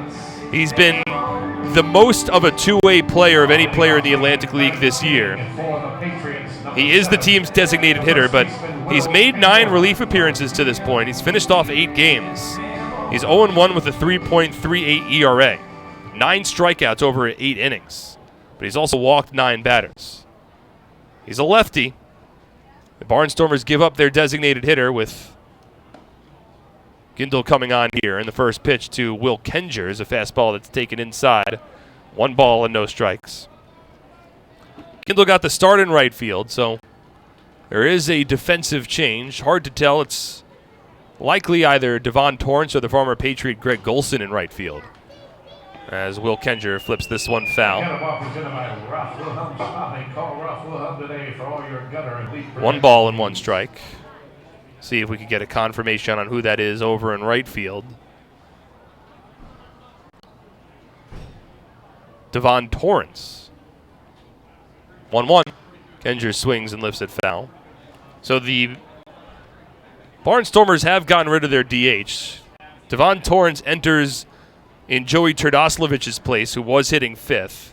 But Torrance now shifts his way into right field. And now Gindel, the pitcher, will be in a pitcher's spot should his spot in the order come up again. As a breaking ball to Kenger taken off the plate, 2 balls and 2 strikes. It's the second time this season that the Patriots have seen a position player pitch against them. Josh McAdams of the Southern Maryland Blue Crabs did it, I guess, about a week and a half ago. 2-2. Kenger swings, lifts it shallow left field, long way to run for Schenk. Still racing in, and he lunges and makes the catch. A nice play by Zach Schenk, tracking that ball for a while. It robs Will Kenger of a base hit. And Kenger now 0 for 4 tonight, on a day that the Patriots had put 11 runs on the board on 11 hits. He did have a sacrifice fly and an RBI in the 5th inning, but otherwise an 0 for 4 performance for Kenger. He'll likely see his 8-game win on base streak come to an end. So 1 out in the top of the 9th. Somerset leading 11-3. And now it'll be Edwin Espinal to step to the plate. Espinal's reached base twice. He's 2 for 4 with a couple of runs scored. 11 runs, 11 hits for the Patriots. 3 runs, 5 hits for the Barnstormers. First one to Espinal, low and in. 1 ball and no strikes. There is a righty getting loose for the Patriots in their bullpen. Down the left field line. Looks like Jonathan Cheshire. That's beginning to throw a bit, which means that Luis Cruz is likely done after his 1 inning of relief, in which case he would keep his scoreless inning streak going. Gindel, a lefty, on the rubber. 1-0 to Espinal, spiked in the dirt. Espinal gets out of the way and stares back towards his dugout. 2 balls and no strikes. Take this opportunity to check the out-of-town scoreboard in the Atlantic League. And not a lot of help for the Patriots thus far. Bottom of the 8th inning, the Ducks in front of the New Britain Bees 6-2. York Revolution all over the Southern Maryland Blue Crab. That game has gone final. Revs win that one 14-1. Meanwhile, the High Point Rockers, down deep in the heart of Texas, are currently in front of the Sugar Land Skeeters 3-0. So while the Patriots are on pace for their 2nd straight big win, they are in a position right now where they won't gain any ground in the Liberty Division, as Espinal takes a strike 2-1. Somerset entered tonight's ballgame 1.5 games back of the Ducks for first place. The Rockers 3 games back in 3rd. And right now both Long Island and High Point leading their respective games. 2-1. Espinal checks his swing on a breaking ball that missed outside. 3 balls and 1 strike. The silver lining, lone silver lining, is that the New Britain Bees, one of the teams, whether it be New Britain or Long Island, has to lose tonight. The Bees are in 4th place, 5 games back, so of course the Patriots would prefer if New Britain beat Long Island. 3-1 to Espinal, misses up, ball 4. So that's the 3rd time that Espinal has reached base. That's now the 8th walk issued by Barnstormer pitchers today. And now Ray Navarro will step in. Somerset has 3 more games against Long Island at home. They have 5 more games against New Britain on the road, and 3 more games against High Point, also on the road. First one here to Ray Navarro, misses up and in. 1 ball and no strikes. So in regards of the final stretch of games for the Patriots,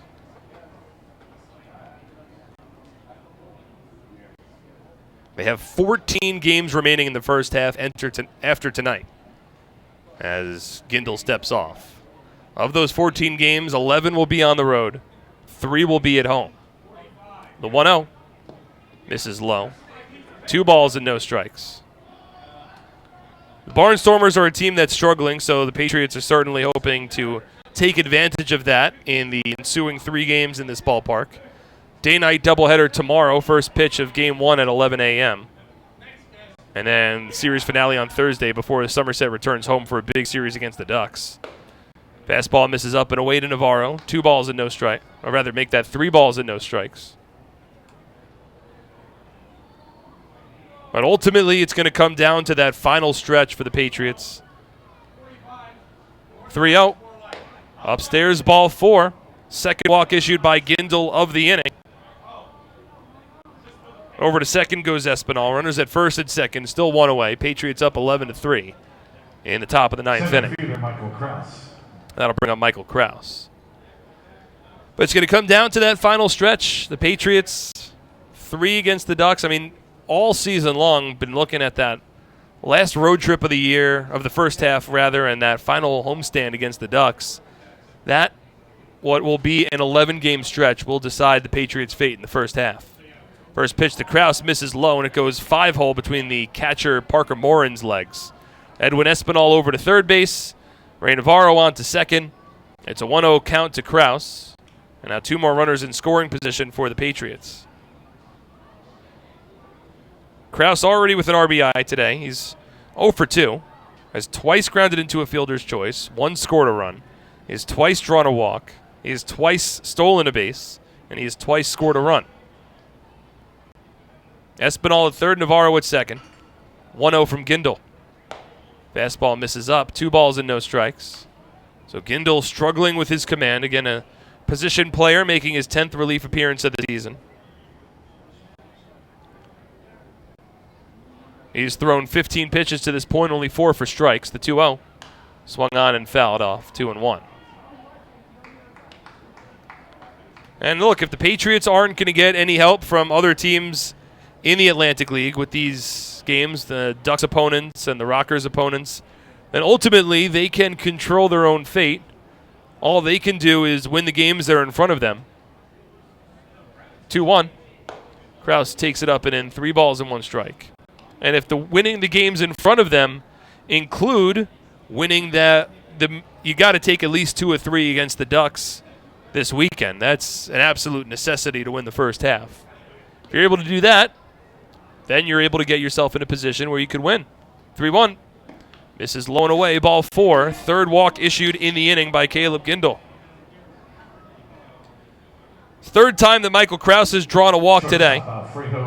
So the bases are loaded. Still 1 away. And in the top of the 9th inning, Patriots up 11-3. And now Alfredo Rodriguez will get his 5th plate appearance. He's drawn 2 walks. Also recorded a base hit in the 3rd inning. Stolen a base and has scored 2 runs. First pitch to Rodriguez is a called strike, 0-1. So 3 walks so far in the inning by Gindel.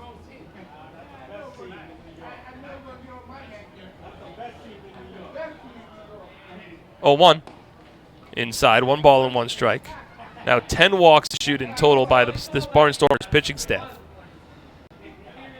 Again, it looks like Cheshire will come in for the Patriots in the bottom of the 9th inning. 1-1. Rodriguez fouls it off. 1 ball and 2 strikes. In the bottom of the 9th for the Barnstormers, it'll be 6, 7, 8, Hobson, Bell, and Morin. Espinal at third, Navarro at second, Krause at first. Gindel from the windup with the bases loaded. And the 1-2 is muscled foul over the backstop. So Rodriguez able to stay alive. None of these Patriots batters, none of them want to give up any of these plate appearances. This is stat padding time late in this ballgame with an 11-3 Somerset lead. 1-2. Just misses low and in. 2 balls and 2 strikes. Crowd is thinned out for the most part here at Clipper Magazine Stadium. With good reason, their team trailing by 8. 2-2. Skips low, and it's blocked by Morin somehow. Espinal's already scored from third base on a passed ball today. Nearly a wild pitch there from Gindel. Somehow Morin got a piece of it and was able to keep it in front of him. Pitch was spiked in the dirt, short of home plate. towards the right-handed batter's box as well. And now Gindel in danger of walking home a run. He's already walked the bases loaded. No place to put Rodriguez. With one away in the top of the ninth, here's the 3-2. Well outside, ball 4. It goes all the way to the backstop. And Caleb Gindel has walked home a run. 4 walks in the inning. And the Patriots now in front 12-3.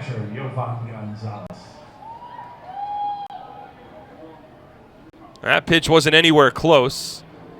And now Ross Peoples is going to come out to the mound. And with the new Atlantic League rules, he's got to make a pitching change here unless he's concerned for his outfielder's health.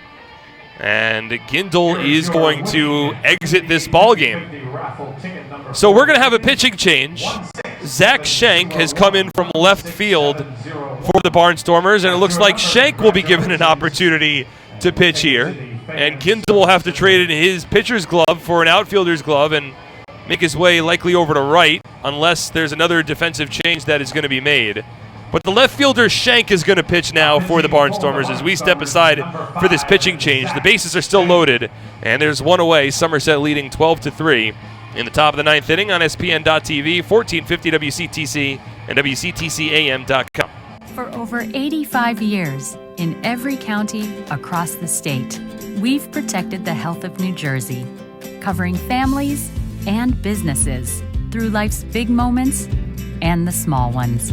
Because we don't just work here, we live here too.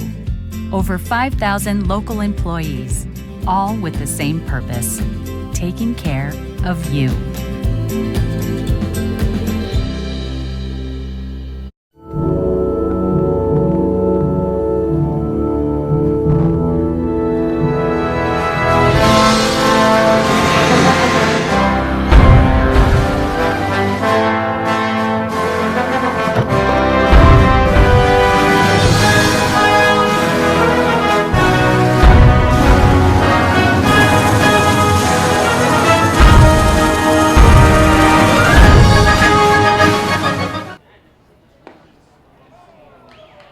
Zach Shank, the new pitcher for the Barnstormers. He was just the team's left fielder in his first pitch to Yovan Gonzalez in for a strike, 0-1.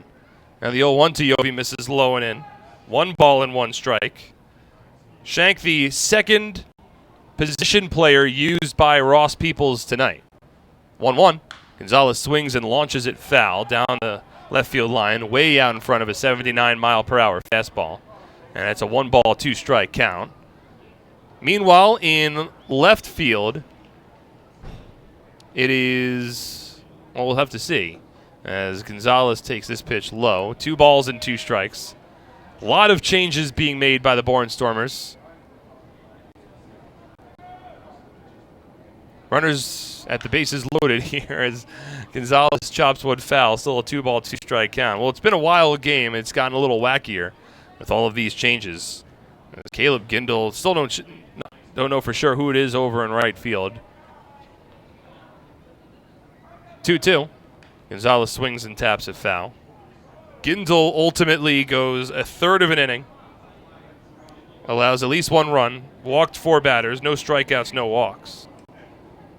He leaves 3 inherited base runners for the left fielder Zach Shank, who is now on the mound pitching. The 2-2. Gonzalez swings and lines a base hit up the middle and into center field. Scoring from third base is Navarro. Everyone else goes station to station. For Yovan Gonzalez, it's its second RBI single of the ballgame. Bases remain loaded, and it's now a 13-3 Patriots lead. And at this point, Lancaster just somehow hoping to get the final 2 outs of this inning. Shank will remain on the mound, going up against Ramon Flores, who swings at the first pitch and drives it to deep center field. Sanford locates it shy of the warning track, makes the catch. Tagging up from third base is Krause. He will score. Over to third base goes Rodriguez. It's a sac fly and an RBI for Ramon Flores. His second sacrifice fly of the game, his second RBI of the game, and it's now a 14-3 Patriot lead. Now runners on the corners with 2 away. Everything working quickly as Zach Shank pitches very quickly. 14-3 Somerset lead. And now Justin Pacioli will get his 6th plate appearance of the ball game.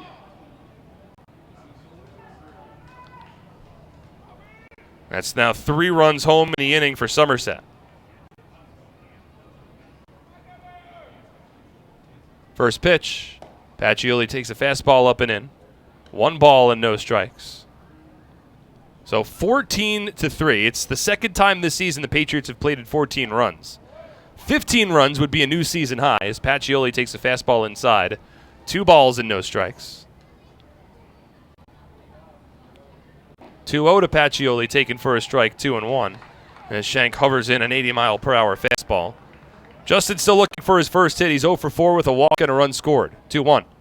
Checks his swing, and the home plate umpire gives Lancaster a break. Nate Caldwell says that he went around. Yes, you did. Yes, you did. And it's a 2-2 count. Runners at the corners with 2 away. Now the pitch from Shank. Swung on and driven in the air out to center field, but it's playable for Sanford. Jogs in, underneath it, makes the catch, and the inning is over. Patriots bring 8 batters to the plate in the 9th inning. They score 3 runs on just 1 hit, no errors, and 2 runners left on base. 14-3, Somerset in front as we head to the bottom of the 9th inning on SPN.TV, 1450 WCTC, and WCTCAM.com. I'm fighting cancer. I'm fighting cancer. I am fighting cancer. I fight every day, I fight every night. Every hour. every minute, and every second. Robert Wood Johnson University Hospital Somerset and RWJ Barnabas Health, together with the Rutgers Cancer Institute of New Jersey, bring the latest research, treatments, and clinical trials close to home. We're fighting cancer. and I'm not fighting alone. Robert Wood Johnson University Hospital Somerset. Let's beat cancer together. Somerville Aluminum is proud to announce our greatest remodeling project yet. Valari, new name, same great company.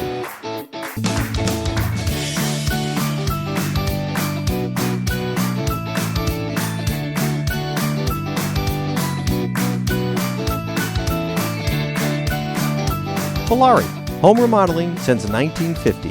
Visit ValariNJ.com to learn more today.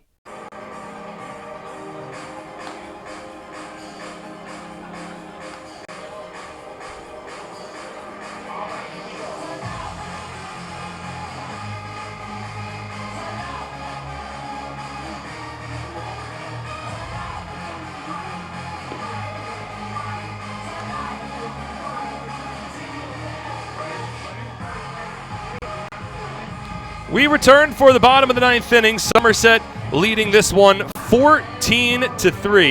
It is the second time in the 2019 season that the Patriots have plated 14 runs. Last time they did it was on the first day of the year. Second game of that single admission doubleheader back on April 27th. Somerset beat New Britain Bees 14-2. And now, a new pitcher in the ballgame for the Patriots. In the bottom of the ninth inning, it is Jonathan Cheshire who comes on the mound here to make his third appearance as a Patriot. Faces Casey Hobson, who swings at the first pitch and fouls it off down the left field line. No balls and one strike. 3 runs in the ninth overall, 14 runs on 12 hits for the Patriots. Second straight game in which they've scored at least 12 runs, as the 0-1 taken outside by Hobson. 1 ball and 1 strike. So Cheshire, making his third appearance as a Patriot, has not yet allowed a run over 2 innings of work. 1 walk, 2 strikeouts. Side-arming righty. The 1-1 misses outside. 2 balls and 1 strike.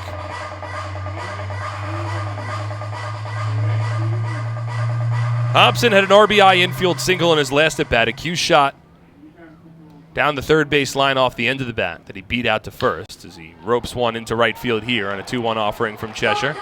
Cut off shy of the warning track.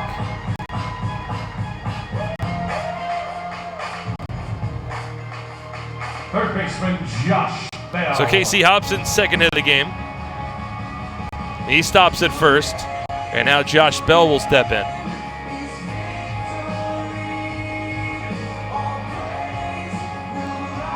Bell 0 for 2 with a walk and a run scored.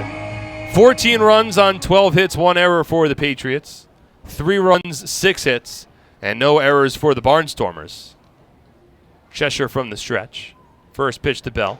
Fastball up and away, 1 ball and no strikes.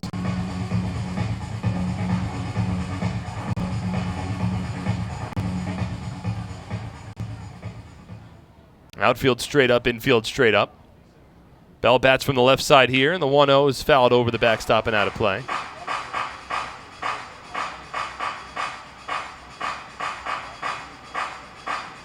Be sure to stay tuned to the Flemington Department Store postgame show after the conclusion of this one.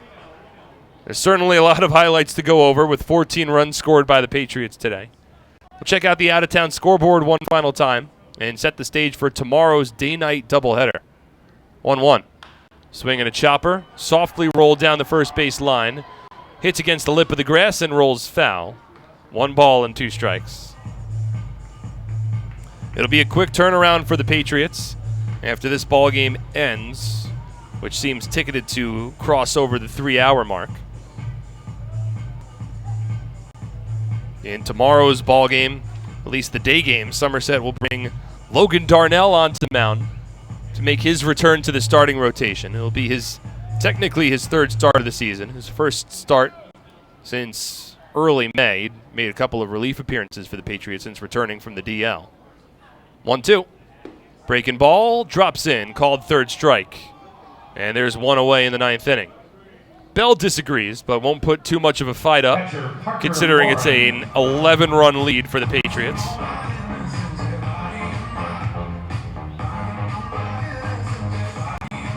Luis Cruz had tossed a scoreless inning of relief for the Patriots. Allowed 1 hit, no walks, no strikeouts.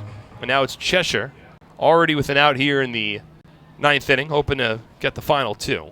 Parker Moore in the batter, swings at the first pitch, drives it in the air out to left field, right at Justin Pacioli. Underneath it to make the catch, and there's 2 away. How about the pitcher, Zach Schenk? And now Zach Schenk, who entered as a pitcher for the Barnstormers in the 9th inning after Caleb Kindle walked 4 batters. Schenk came on and got the final 2 outs of the inning. It'll now be Schenk at the plate with a runner at first and 2 away in the bottom of the 9th. Somerset comfortably ahead in this one. First pitch from Cheshire. Misses inside. Nearly grazes against the forearm of Schenk. 1 ball and no strikes. Schenk 0 for 3.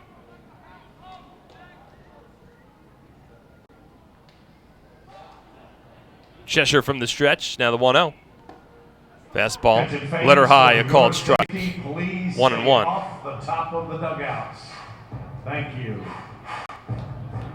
Please stay off the top of the dugout. Thank you.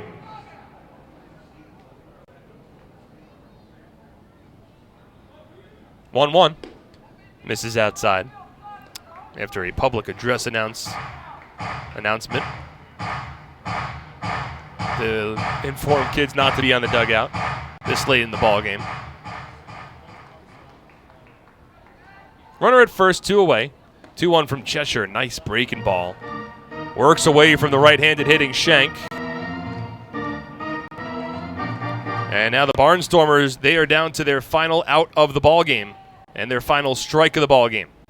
14-3, Somerset in front. Cheshire comes set. Now the 2-2 pitch. Swing and a miss, strike 3. And the ball game is over. Jonathan Cheshire strikes out a pair in the bottom of the 9th inning, and Somerset controls this one from the get-go. They take the opener over the Lancaster Barnstormers with a 14-3 final. No runs in the 9th inning for Lancaster on 1 hit, no errors, and 1 runner left on base. We will step aside when we come back. The Flemington Department Store postgame show, that coming up next on SPN.TV, 1450 WCTC and WCTCAM.com. Are you ready for some family fun? Have a ball with everyone. It's a slam and hit. Come on and get patriotic. The Somerset Patriots are back at TD Bank Ballpark in Bridgewater. It is the most fun you'll have all summer with fireworks, celebrity appearances, and championship baseball.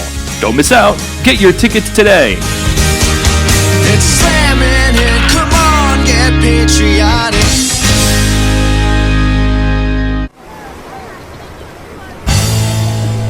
It's an unstoppable force, vast and mighty. It's the 101 Days of Summer, and this year it's bigger than ever. The NJ team is back again. We've got 101 days of prizes with other ways to win via our social channels, text message program, VIP club, and Game Changers. Find the fun at 101daysofsummer.com from May 24th to September 1st. Anything can happen in Jersey.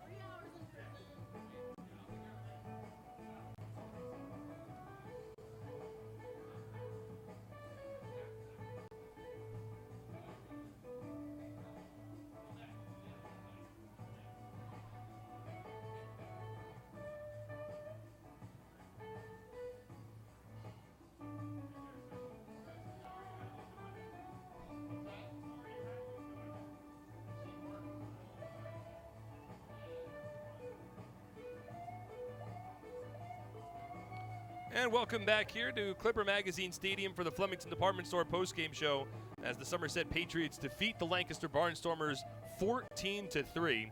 Flemington Department Store, the area's best selection of quality clothing, flooring, furniture, and footwear, found in our 2-acre showroom located on Route 31 north of the Flemington Circle. Flemington Department Store, it is worth the trip. Let's jump right into the highlights. There's a lot to go over for the Patriots as they just put on cruise control over the Lancaster Barnstormers in tonight's series opener. Brett Oberholzer on the mound for Somerset tonight, working against Jared Lakend for the Lancaster Barnstormers. We were scoreless over the first 2 innings. Lakend faced 6 up, 6 down, and Brett Oberholzer allowed a walk in the second, but ultimately did not face any more than the minimum over his first 2 innings as well. And the runs would start to pour in for the Patriots in the top of the third. Mike Krause led off with a walk. Alfredo Rodriguez reached on a base hit. A double steal was successful as Krause took third, Rodriguez took second, and with nobody out, 2 on, top of the third inning, it was Jovan Gonzalez that would get us started.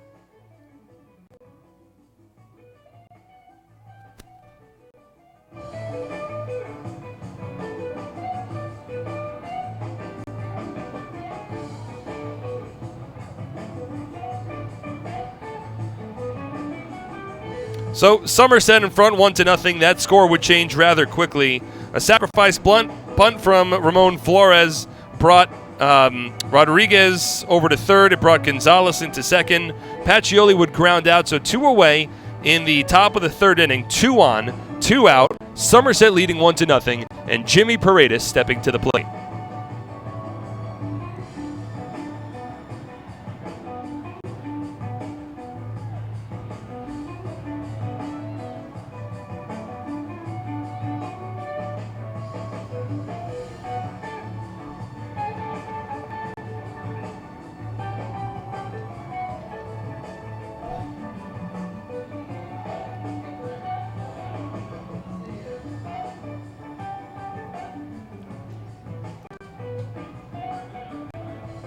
So Paredes, in his second at-bat in a Somerset Patriot uniform, sends out a 3-run home run. Somerset in front 4-0, and they were just getting started. In the top of the 4th inning, after a leadoff base hit for Edwin Espinal, Ray Navarro added a base hit. A fielder's choice from Krause advanced the runners. Alfredo Rodriguez would draw a walk, and it would be on that walk that Edwin Espinal would race home from third base. A run-scoring passed ball charged against Parker Morin, and the Patriots increased their lead to 5-0. In the top of the 5th, they would keep things going. A leadoff base hit from Flores, a walk to Justin Pacioli, a hard-hit line drive base hit for Jimmy Paredes out to left field, loaded the bases, and brought Will Kendra to the plate, who would come through on the first pitch he saw from Jared Lakend with a sac fly out to left field. So 6-0 Somerset. That chased Lakend from the ballgame. In came the righty Christian Meister, and 2 batters after Meister had entered, Ray Navarro would pitch in a 2-out RBI single to right field, and Somerset was leading 7-0. Meanwhile, Brett Oberholzer on the mound for the Patriots was hitless. through his first 5 innings. Did not allow a hit for the Lancaster Barnstormers, had shut them down, had faced the minimum, 15 up and 15 down over his first 5 innings. The Patriots still leading at that point 7-0, would get back to work in the 6th. The first 3 batters of the inning, Mike Krause, Alfredo Rodriguez, and Jovan Gonzalez, all drew walks. That chased Christian Meister from the game, brought in Andrea Acevedo for the Barnstormers. The next batter was Ramon Flores. He had a sacrifice fly out to left field, which scored a run, made it 8-0 Somerset. 2 batters later, the bases were still loaded once again for Jimmy Paredes.